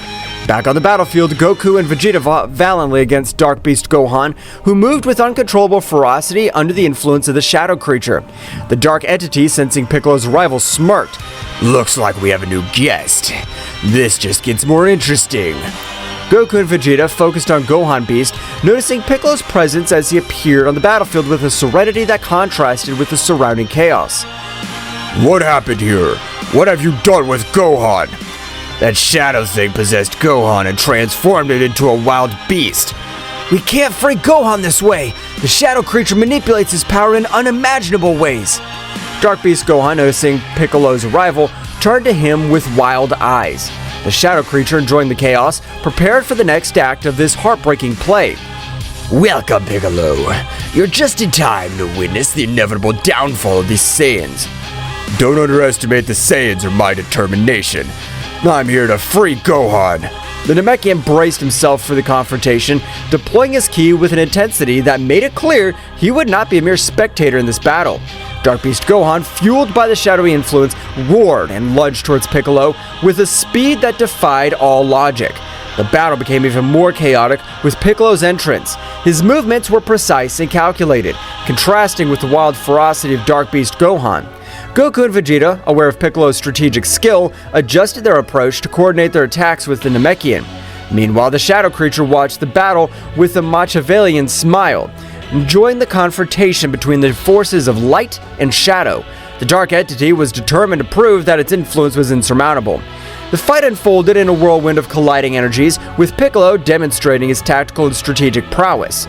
Dark Beast Gohan, however, remained a formidable challenge, his erratic movements and uncontrolled strength testing the tenacity of the warriors on the battlefield. Goku, Vegeta, we need to plan to break the connection between Gohan and that shadow creature.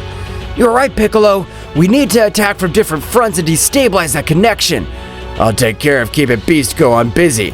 Kakarot, you use the connection you have with your son to try to isolate the shadow creature.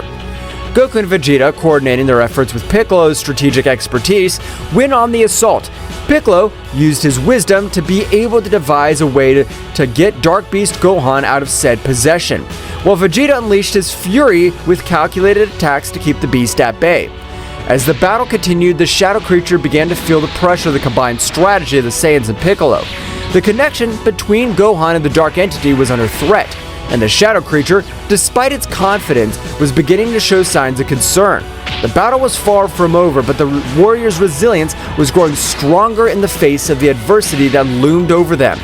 As Piccolo continued his mental struggle to free Gohan from the shadow creature's possession, his Namekian senses sharpened.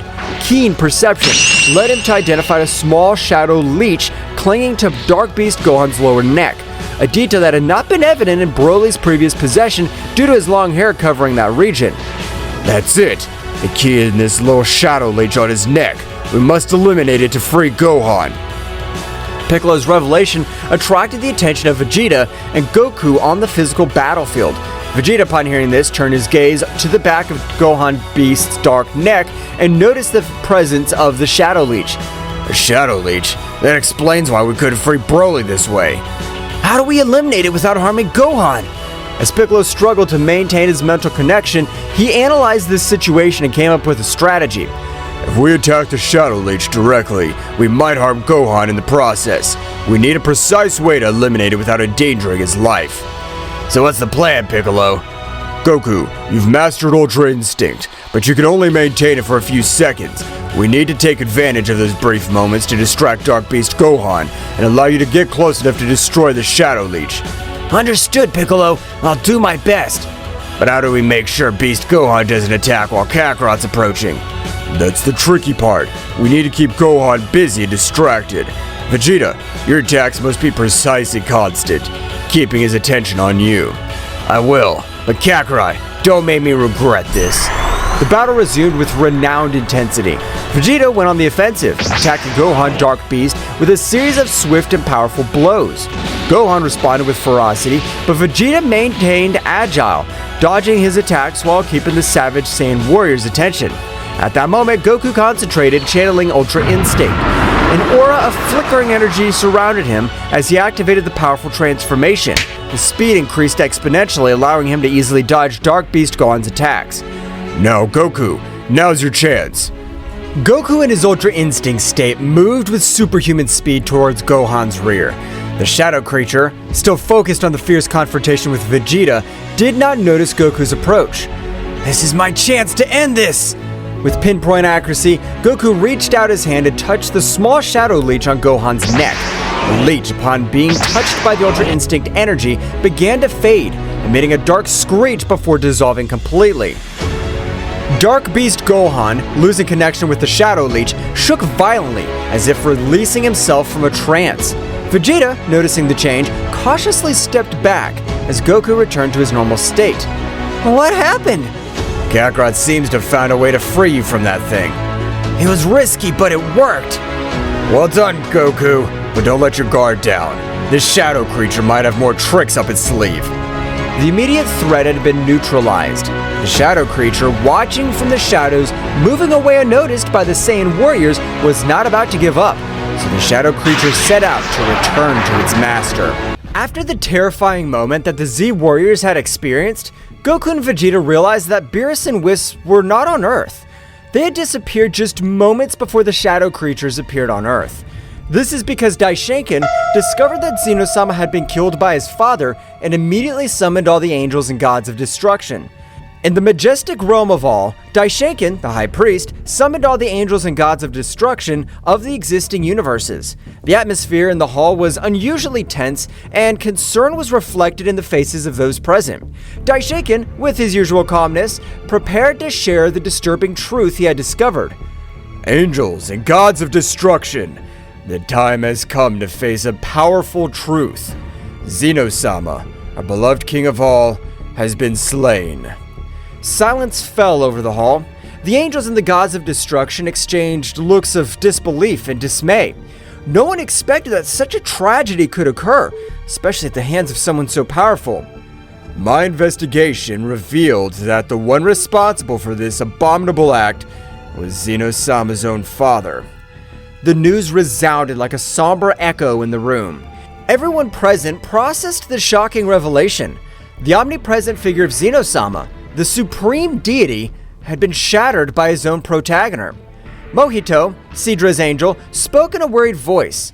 How is it possible that a being as powerful as Zeno-sama's father could have committed such an act? That is a question for which I still have no answers. But now we must face the consequences of this event. The stability of the multiverse is in danger. Arak, the god of destruction of Quitella, asked, "And what measures will we take in the face of this threat? What'll happen to the throne of Zeno-sama?" That is a question we must discuss and resolve. For now, the throne remains empty, and our duty is to maintain peace and balance. But before we make hasty decisions, we need to fully understand the magnitude of this situation. Beerus and Whis prepared to inform the gods of destruction and angels of all universes about what they had witnessed while on planet Earth with Goku and Vegeta. The Hall of the Realm of Everything was filled with celestial beings, each one expectant and worried about the news they were about to receive. Attention everyone! We have crucial information to share about the events that have been unfolded. Before we are summoned here, the father of Zeno-sama appeared on all the planets of the multiverse. Surprise was reflected on the faces of those present. Murmurs and whispers filled the room, as the gods of destruction and angels exchanged looks of disbelief. His visit was not simply to report the death of Zeno-sama. He announced the holding of the tournament that would determine the survival of the planets in each universe. Additional rumors filled the room, creating a constant buzz of concern. The gods of destruction and angels wanted to understand the implications of such an announcement. He informed the rules of the tournament and the intentions behind such a competition, but it's necessary that we all work together to get answers and face this threat.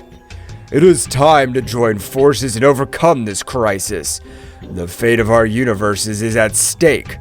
As the gods and angels absorbed the gravity of the situation, in every corner of the Hall of the Realm of Everything, conversations and plans were brewing to confront the mysterious tournament that threatened to upset the balance of the multiverse.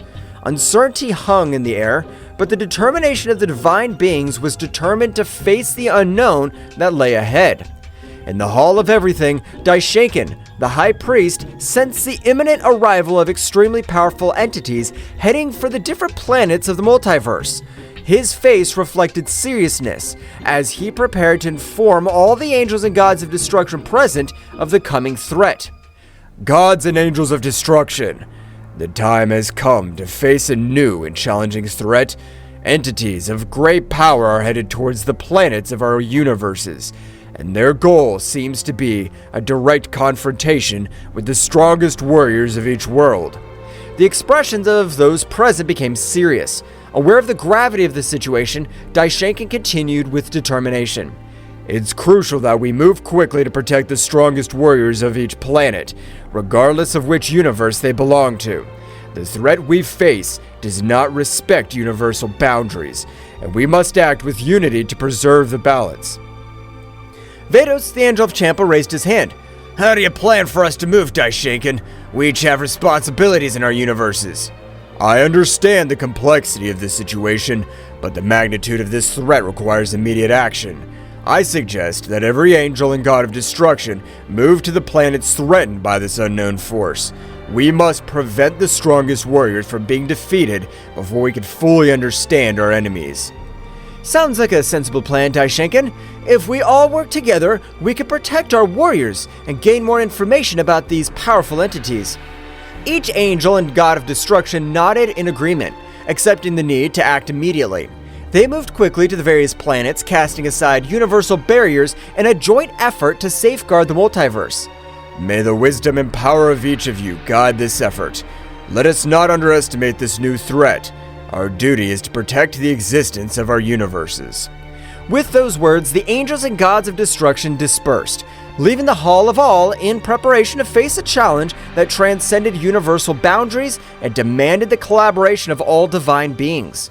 Uncertainty hung in the air, but determination to preserve the balance of the multiverse guided the powerful beings in their joint mission. The angels and gods of destruction quickly teleported to the threatened planets, each determined to protect the strongest warriors on the various planets. In the blink of an eye, the skies lit up with flashes of divine energy as Awamo and Ewin, Cognac and Quintella, Matanu and Geen, Whis and Beerus, and the other angels and gods of destruction headed toward their assigned destinations. The planet Thraxis Nocturnae lay peaceful in the corner of the cosmos, its nocturnal luminosity radiating a tranquility that was about to be disturbed. In the vast space, Awamo the angel, with his small book in hand, and his god of destruction Ewin, an imposing figure with a stern gaze, detected the arrival of a shadow creature, a minion of Zeno-sama's father. The creature, shrouded in malevolent darkness, descended with malevolent determination towards Thraxis Nocturnae. Ewin, without hesitation, deployed his energy of destruction while Awano stood by, hoping to resolve the conflict without a bath of chaos. Creature, your darkness will not be tolerated in this realm. Stop your destructive plans. The shadow creature emanated a guttural growl, its presence emanating an unnatural energy that distorted the space around it. The space battle began with an explosion of opposing forces. Ewin launched destructive beams, while Awamo used his speed to dodge the attacks and assess the situation. Ewin, this creature's stronger than we imagined. We must be cautious. I know, Awamo, but we can't let him destroy Thraxis Nocturnae. We must give our best. The shadow creature, agile and evasive, responded to the attacks with dark energy waves that distorted space. The battle spread across the firmament, leaving traces of destructive energy in its wake. Ewin tried to anticipate the creature's movements. However, the shadow creature proved to be agile and adaptive, countering every strategy with an unmatched dark force. Our conventional methods don't work. Ewin, we need to combine our forces. I agree, Awamo. It's time to show them the true power of destruction. Awamo and Ewin merged their energies, creating a flash of light that defied the surrounding darkness. The shadow creature, perceiving the threat, intensified its own energy, generating a collision of cosmic forces that shook space itself. The battle reached a fever pitch, with cosmic explosions lighting up the scene as Awamo and Ewin struggled to contain the darkness. The struggle took place not only on the physical plane, but also on the spiritual one, where the will to protect Thraxis Nocturnae was pitted against the ruthless ambition of the shadow creature. The fusion of Awamo and Ewin unleashed a dazzling energy that eclipsed even the nocturnal luminosity of Thraxis Nocturnae. The gold and violet glow enveloped the divine couple as they prepared to face the dark threat looming over the peaceful planet. It's time to show the true extent of our power, Awamo. The shadow creature, aware of the growing threat, rushed towards them with supernatural speed. Awamo, with his keen perception, anticipated every movement of the creature, allowing the couple to dodge its onslaughts with heavenly elegance. Keep calm, Ewan. We must synchronize our movements to counteract their darkness. Ewan nodded and unleashed a series of destructive energy blasts that lit up the space around him. However, the shadow creature responded with amazing agility, dodging every attack with meandering movements. The battle became a cosmic game of strategy and speed. The angel Awamo and the god of destruction Ewan soon realized that in order to defeat this entity, they would need a coordinated attack that transcended the limits of their individual abilities. In a moment of perfect timing, they unleashed a gale of combined energy. Awamo channeled the energy of destruction while Ewan released violet flashes of destruction. Focus your energy, Awamo. Let's get rid of this darkness once and for all. Awamo nodded and joined the attack with determination. The fused energy of both angel and god turned into a spear of golden and violet light that pierced through space with an impressive speed. The shadow creature, caught in the torrent of power, let out a heart-rending howl as it was enveloped by the luminosity. The impact was abysmal, generating an expansive wave that shook the cosmos. The darkness that enveloped the creature began to dissipate, revealing its twisted and weakened form. Awamo and Ewan, exhausted but triumphant, stood on guard ready for any eventuality. We have managed to contain their darkness, but we can't let our guard down. The shadow creature, now visibly weakened, recoiled before the imposing presence of Awamo and Ewan. The light had prevailed over the darkness in the cosmic corner of Thraxis Nocturne. The divine couple remained firm in their duty to protect the planet that this creature wanted to destroy. However, the battle was not yet over, and the fates of the planets remained uncertain in the vastness of space. After the shocked combined attack of Awamo and Ewan, the space around Thraxis Nocturne was vibrating with the residual energy of the cosmic battle. The shadow creature, apparently weakened, remained suspended in the cosmic void, enveloped in a dark glow that seemed to absorb the surrounding light. The divine couple watched cautiously, aware that the fate of Thraxis Nocturne was still hung in the cosmic balance. Ewan, something's not right. The darkness of that creature seems to be getting stronger instead of weaker. It seems that our attack has absorbed by her, but it shouldn't be possible. How can he transform our energy of destruction to his own power? The shadow creature, now surrounded by a more intense aura, began to change its shape. Its twisted figure became more defined. His eyes shone with a malevolent lucidity. The darkness emanating from her was becoming denser, distorting the space around her. You have underestimated my true potential, angel and god of destruction. Your energy has strengthened me beyond your comprehension. The divine couple prepared for what was to come next, aware that the threat they faced had evolved. The shadow creature, now empowered by the absorbed energy, charged towards them with renewed speed and ferocity. We need to be more cautious, Ewan. It seems that every blow we inflict makes her stronger. Understood, Awamo, but we can't allow this darkness to devour Thraxis Nocturne. The battle resumed with increased intensity. The shadow creature attacked with bursts of dark energy that cut through space, while Awamo and Ewan responded with flashes of golden and violet light. The cosmic dance of lights and shadows painted an epic picture in the vastness of the universe. Each blow and backlash echoed like thunder in space, distorting reality itself. Awamo, with his keen perception, tried to anticipate the movements of the dark creature, but the dark entity proved to be unpredictable. Ewan, with his energy of destruction, sought to weaken the creature, but his attacks seemed to be absorbed and turned into an additional source of power. Every time we hit her, her power increases. We can't go on like this. We must find a way to counteract his ability to absorb our energy. Do you have any ideas, Awamo? Awamo pondered for a moment, his angelic mind working in search of a solution. Meanwhile, the shadow creature, aware of its opponent's confusion, took the opportunity to launch a surprise attack. A wave of dark energy enveloped Awamo and Ewan. distorting their perception and weakening their defenses. Your resistance is useless. I am the embodiment of darkness. His light cannot prevail before me. The situation was becoming more and more desperate for the divine couple as they struggled to resist the shadow creature's attacks. Awamo turned his attention to the small book he always carried with him. An idea began to form in his mind. Ewin, I think I have an idea, but we need to synchronize our attacks in a different way. Explain yourself, Awamo. Awamo explained his plan to Ewin, who nodded in understanding. Both God and Angel prepared to put their strategy into practice. The shadow creature, confident in its superiority, launched into the attack again, but this time Awamo and Ewin were ready to respond differently. Now, Ewin, combine your energy of destruction with mine in a more controlled way. Ewin nodded and channeled his energy to Awamo, who, in turn, merged it with his. Instead of launching a direct attack, they created a sphere of combined light and energy that floated between them. Do you think this tactic will change the outcome? We'll see. The energy sphere began to slowly expand, emanating a glowing light that contrasted the surrounding darkness. The shadow creature, curious but confident, watched the development with disdain.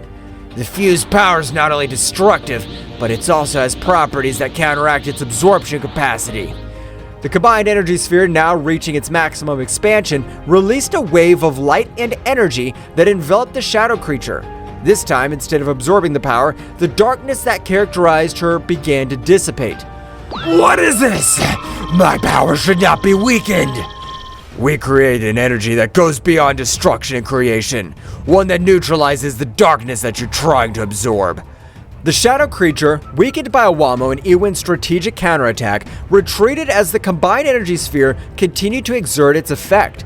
The light emanating from the sphere began to purify the darkness surrounding the entity, revealing its original form before corruption.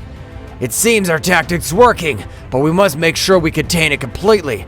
We can't let our guard down. Let's continue with the strategy until the creature's completely neutralized. The space battle continued, but this time Awamo and Ewin had the upper hand. His sphere of combined energy continued to exert its purifying effect, dispelling the darkness that threatened Thraxis Nocturne. With each passing moment, the shadow creature grew weaker. The light of hope began to shine in the corner of the cosmos that was once on the verge of destruction. The shadow creature, weakened by Awamo and Ewin's strategy, retreated into space, its distorted form twisting as the combined energy sphere continued to purify the darkness that enveloped it. In a desperate attempt to regain his strength, the shadow creature began to explore its surroundings, looking for an opportunity to turn the situation in his favor. My power is weakened here. I need to find a place where darkness prevails. While exploring, the shadow creature noticed something that favored him. His eyes flashed with malevolent anticipation as he discovered that this world was called Thraxis Nocturne because it was a planet plunged into shadows. The dark entity smiled malevolently as he realized that this planet could provide the darkness needed to revitalize his power. Ha ha ha ha! Thraxis Nocturne, a feast of darkness awaits me! With amazing speed, the shadow creature launched itself towards the planet, traversing space with great speed. Awamo and Ewin, aware of his intentions, followed closely, determined to stop any attempt by the shadow creature to plunge into the darkness of the planet. As the creature approached Thraxis Nocturne, the darkness of the planet seemed to intensify, as if responding to its presence.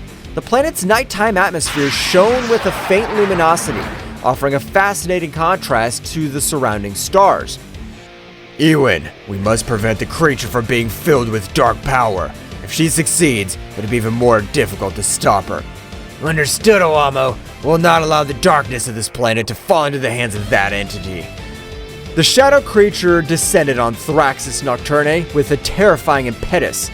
As she approached, the darkness seemed to take her in, enveloping her with a gloomy welcome. The shadow creature began to absorb the darkness of the planet, its twisted form vibrating with a new energy as it filled with the essence of Thraxis Nocturne. Ha ha ha ha! Yes, this darkness will strengthen me. Nothing can stop me now. Awamo and Ewin, wasting no time, headed towards the shadow creature. determined to stop its advance before it became unstoppable. The battle in the shadows of Thraxus Nocturne was about to take a very drastic turn. We cannot allow this darkness to completely corrupt this creature. We must stop her before she becomes invincible. Your previous strategy was effective, Awamo. Let's keep working together to counter his power. Deep in the shadows of Thraxus Nocturne, the intense presence of the absorbing shadow creature did not go unnoticed by the most powerful warriors on the planet.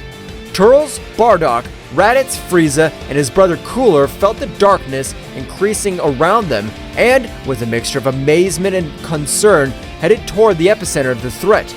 Something's not right. The darkness in this place is getting denser. Whatever it is, we cannot let it threaten Thraxus Nocturne. Let's investigate.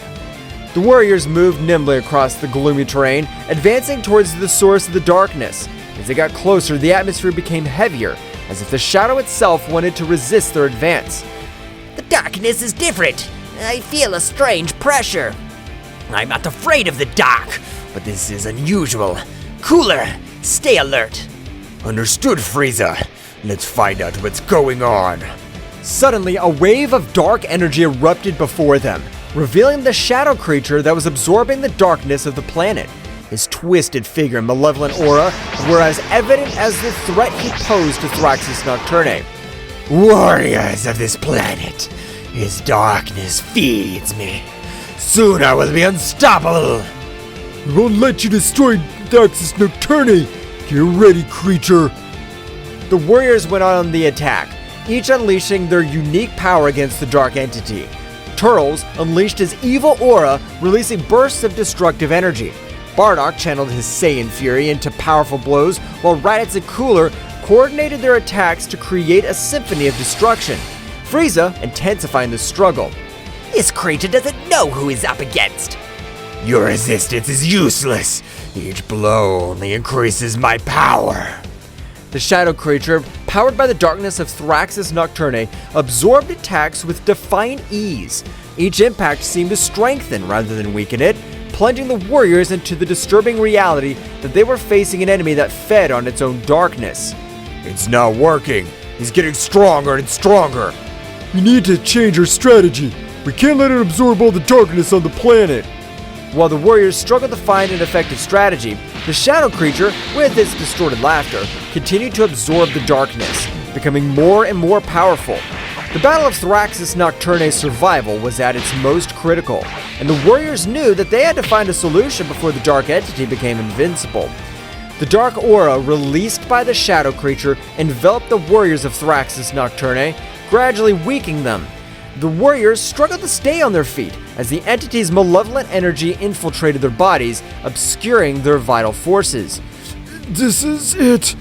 Too much. I can't let that defeat us like this. The warriors, despite their bravery, were overcome by the darkness emanating from the aura of the shadow creature. At that critical moment, when hope seemed to be fading, a heavenly light pierced the shadows. Awamo and Ewin, the angels charged with protecting Thraxus Nocturne, arrived on the battlefield.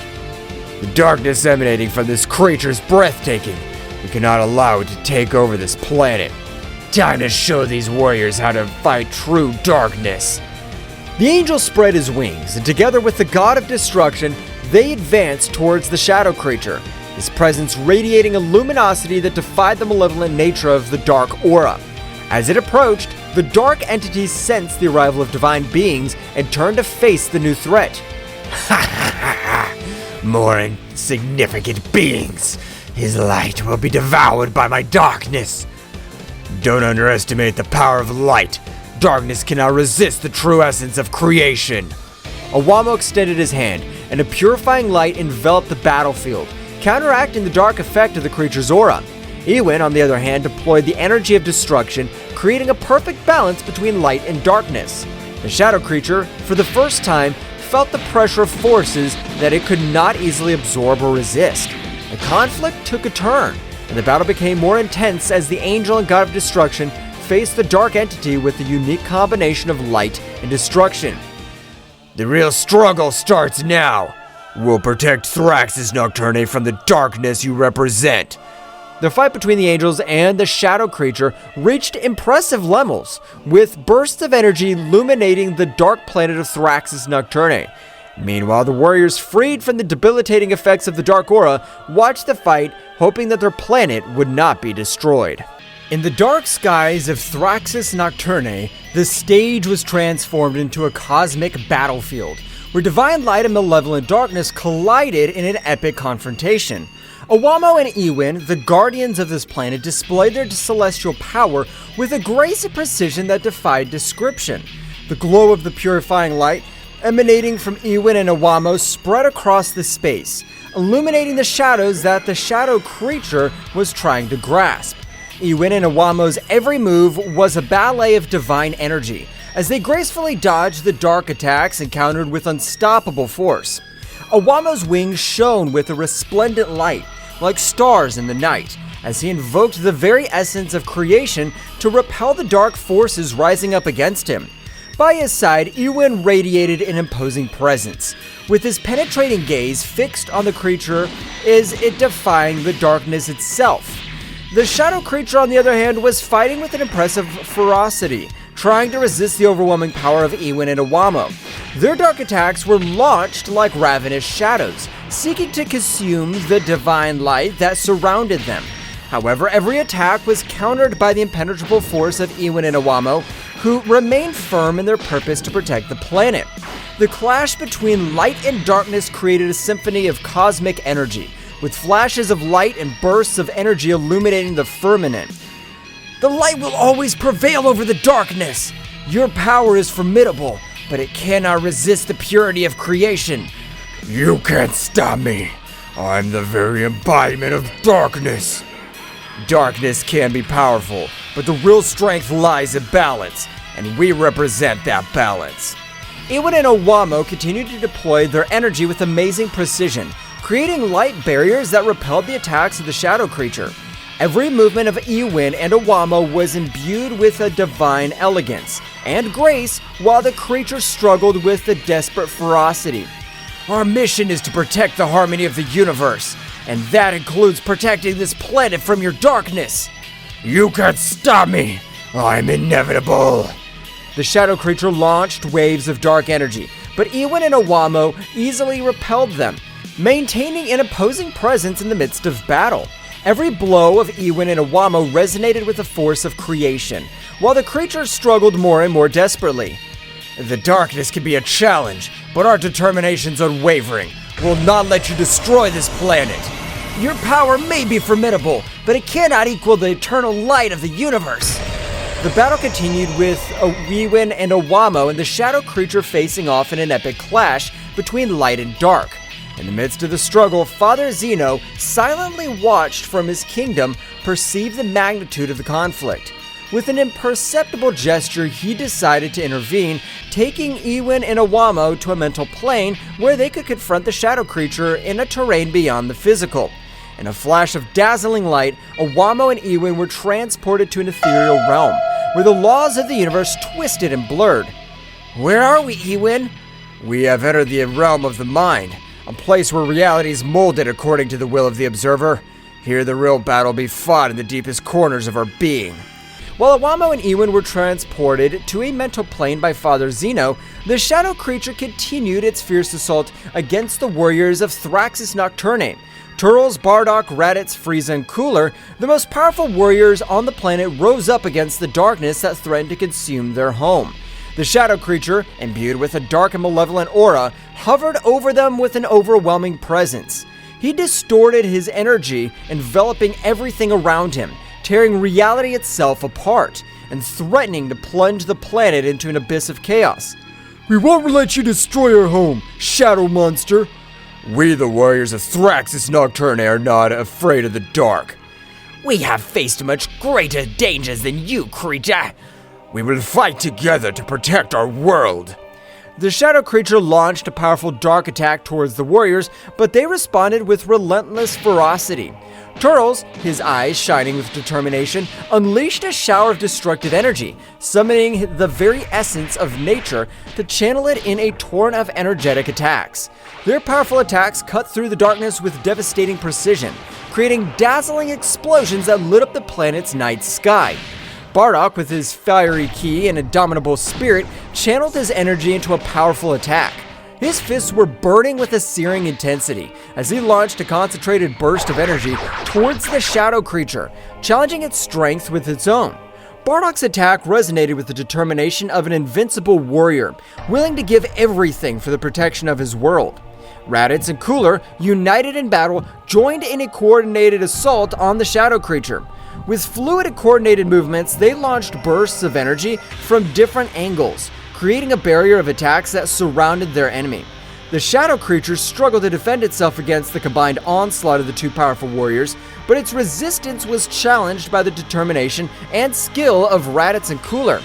Meanwhile, Frieza, with his golden form glowing with a golden aura, was preparing to unleash his full power against the shadow creature. His eyes shone with a cold and calculated determination as he focused his energy on a devastating attack. With a graceful and precise movement, Frieza unleashed a burst of golden energy that swirled with unparalleled destructive power, threatening to envelop the shadow creature in a mantle of fire and destruction. The battle escalated as the warriors of Thraxus Nocturne bravely faced the darkness that threatened their world. Every blow, every burst of energy echoed through space, creating a spectacle of destruction and determination. Meanwhile, on the mental plane, Awamo and Ewin were engaged in a metaphysical struggle against Father Zeno, an omnipotent entity whose presence radiated an aura of indescribable power. Ewin and Awamo, aware of the gravity of the situation, desperately sought the intervention of Father Zeno to counter the threat of the shadow creature. However, to their surprise, Father Zeno solemnly informed them that they could not intervene directly, since the balance of the universe had to be kept intact even in times of crisis.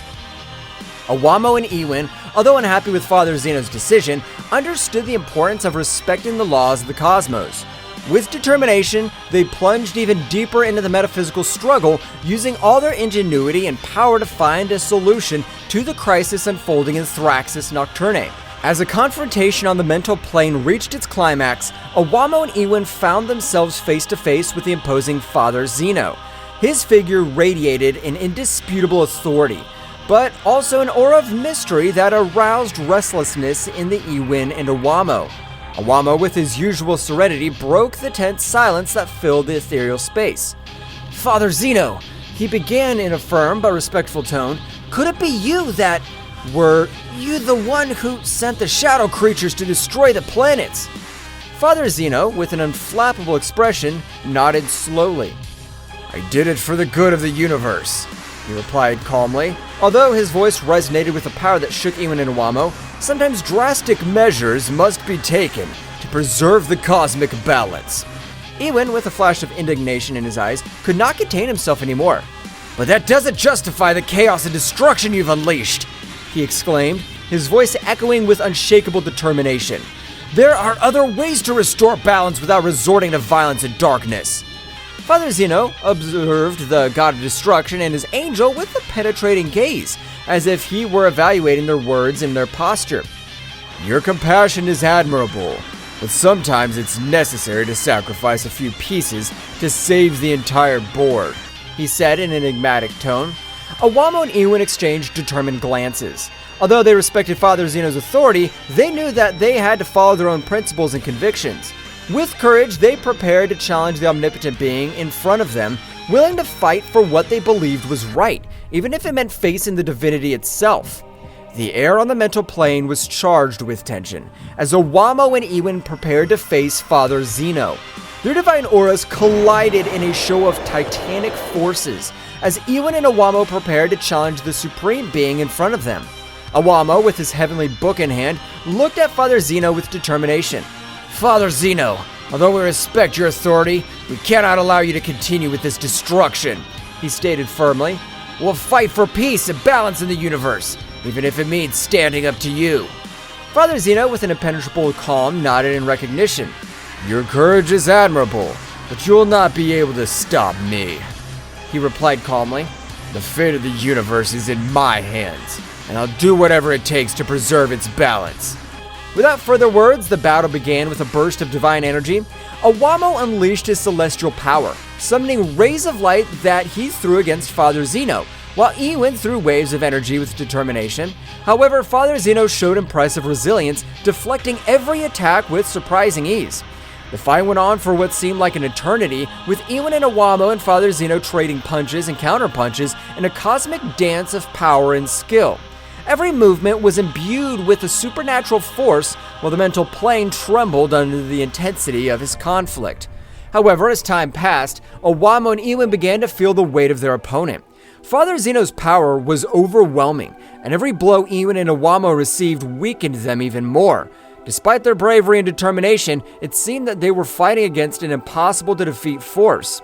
Iwamo, panting from the effort, looked at his companion with concern.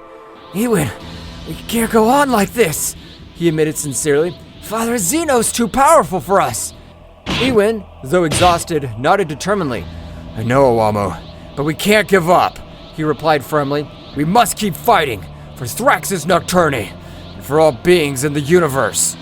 With a final effort, Ewin and Iwamo gathered their forces to launch a final attack against Father Zeno. However, the Supreme Being easily overcame them, deflecting his power with a contemptuous gesture.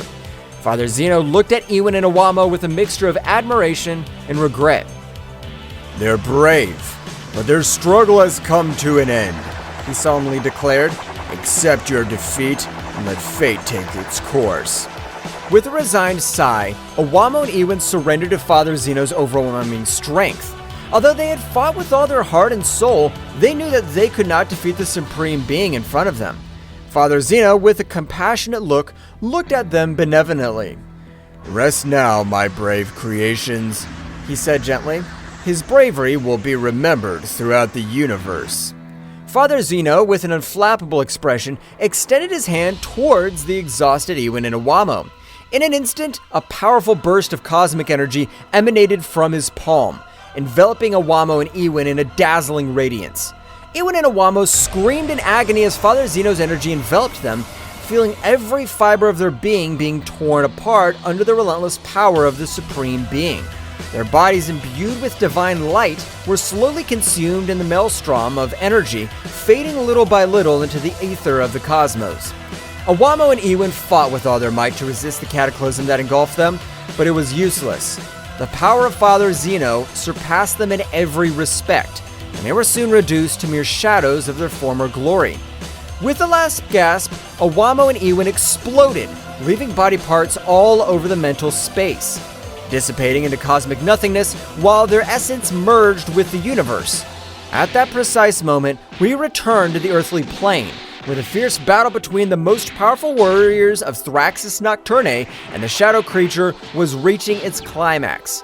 Bursts of energy and thunderous crashes echoed in the air, while Bardock, in the middle of the combat, glimpsed Iwamo and Ewin, who were lying unconscious on the ground, enveloped in a halo of divine light. Surprise and dismay were reflected on the faces of the warriors, who momentarily stopped their frantic struggle upon realizing the situation. Bardock, his eyes wide open, watched in horror as Ewin and Iwamo's bodies began to shake, emanating flashes of energy that increased in intensity with each passing second. A tense silence enveloped the battlefield as everyone watched the scene in disbelief. Suddenly, a heart-rending explosion echoed in the air, making the earth and sky tremble. Bardock and the other warriors were thrown back by the force of the explosion, protecting themselves as best as they could from the shockwave that was spreading around them. When the afterglow of the explosion faded, what was left was a smoking crater where Iwamo and Ewin once stood. The warriors slowly stood up, stunned by what they had just witnessed, as the shadow creature, now shrouded in an even denser darkness, prepared to lash out again before the protecting warriors of Thraxus Nocturne. Bardock clenched his fist determinedly, feeling a mixture of sadness and fury burn inside him. He knew that they must continue the fight, not only for the honor of their planet, but also in memory of their brave fallen guardians. With a war cry, the warriors rushed into combat again, determined to avenge the loss of their comrades and protect their home from the darkness that threatened to consume it. After the devastating explosion that killed Iwamo and Ewin, the warriors of Thraxus Nocturne gathered in a circle, still stunned by what had happened. Bardock, with a gloomy look, broke the silence with a grave tone. "Damn it! What the hell just happened?" Turles, frowning, shook his head in disbelief. "I don't know. but we can't let this sacrifice be in vain. We need to get this thing over with once and for all. Raditz, with his fist clenched, furiously nodded determinedly. You're right! Awamo and Ewin gave their lives to protect this planet.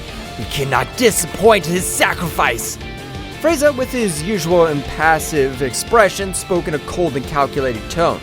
The death of Ewin and Awamo should not be in vain. We must unite and concentrate our efforts on defeating that shadow creature. Cooler, with a serious look, added determinedly, We are facing an unprecedented threat, but if we fight together, we can overcome it. Let's do it for the honor of Thrax's Nocturne, for the legacy of our brave comrades. Bardock nodded solemnly, his jaw tense with determination. So, are we in agreement? We'll fight together until the end and avenge our fallen. The warriors nodded in agreement, sharing a look of determination and unity. With their hearts filled with determination, they prepared to face once again the darkness that threatened their home. As the warriors prepared to face the shadow creature again, a fierce determination burned in their hearts. Turtles, feeling the energy of the battle, was the first to unleash his power. It's time to show them our true power! With a powerful scream, Turtles wrapped himself in an aura of energy. Her dark hair turned golden and her eyes shone with a dazzling intensity. The energy of the Super Saiyan emanated from his being, infusing strength and determination into his entire being. Raditz, inspired by Turtle's example, followed suit. It's my turn! With a burst of energy, Raditz's dark hair bristled, turning golden just like his brother's. His ki increased dramatically, emanating a commanding presence that filled the battlefield. Seeing the transformation of his comrades, Bardock also joined the fray. I can't stay behind! With a battle cry, Bardock unleashed all his power. His fiery aura enveloped him in a higher golden glow. His energy increased to astronomical levels, propelling him towards a higher form of his race. Frieza, observing the transformation of the Saiyans, did not want to be left behind. The time has come to show my true strength.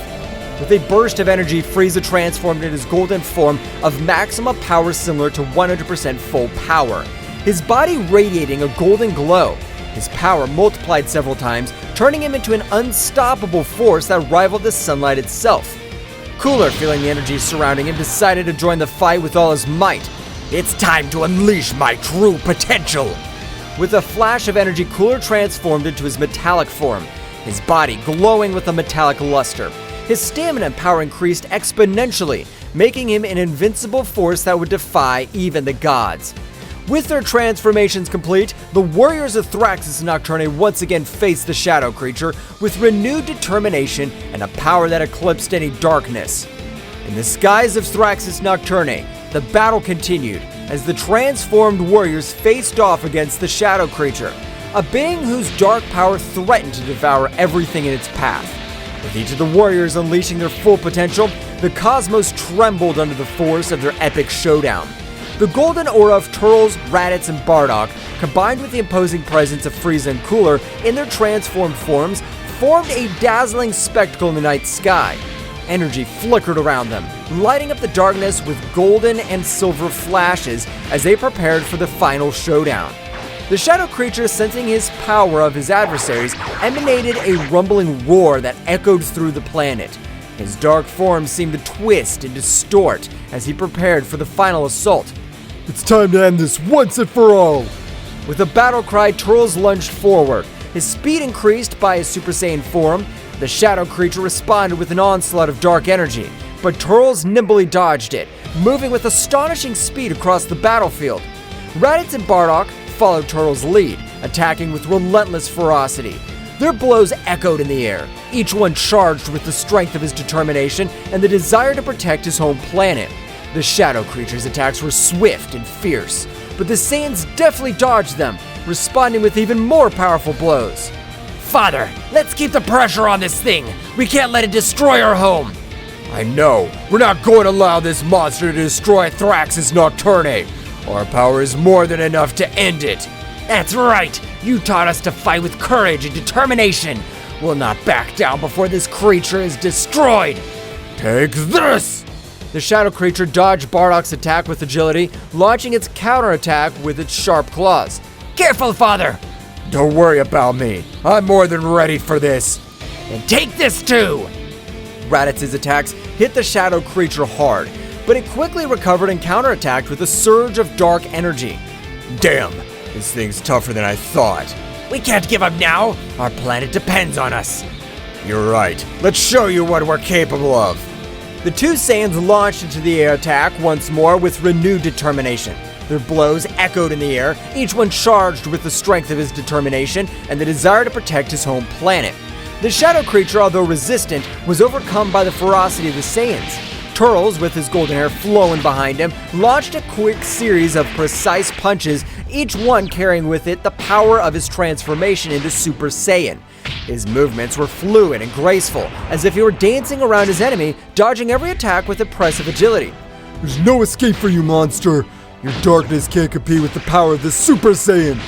With a battle cry, Turles lashed out at the shadow creature, striking with overwhelming force. Every blow resounded in the air, shaking the battlefield with its power.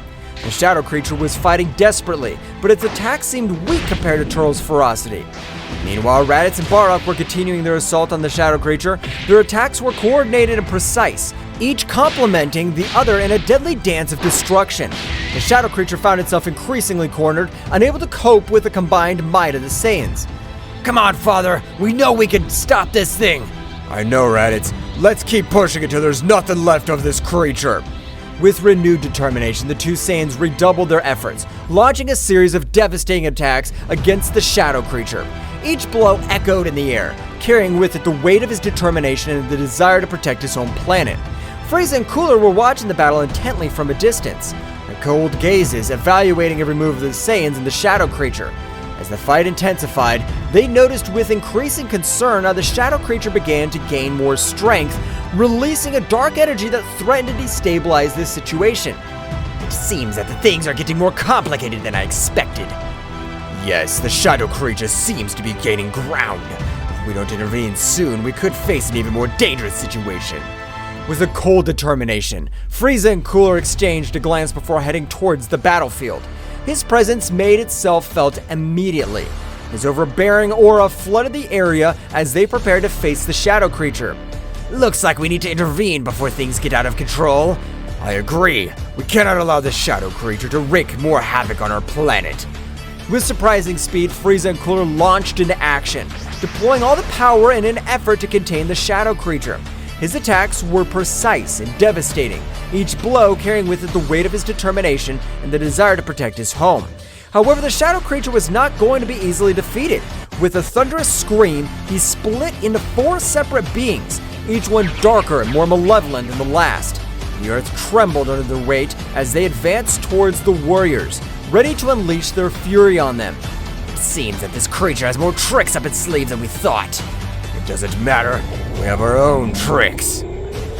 Well guys, this is all for today's chapter. I hope you liked it and it was to your liking. Now don't forget to leave your powerful like Supreme God level, comment and subscribe. Now without further ado, see you in a new video. Until next time.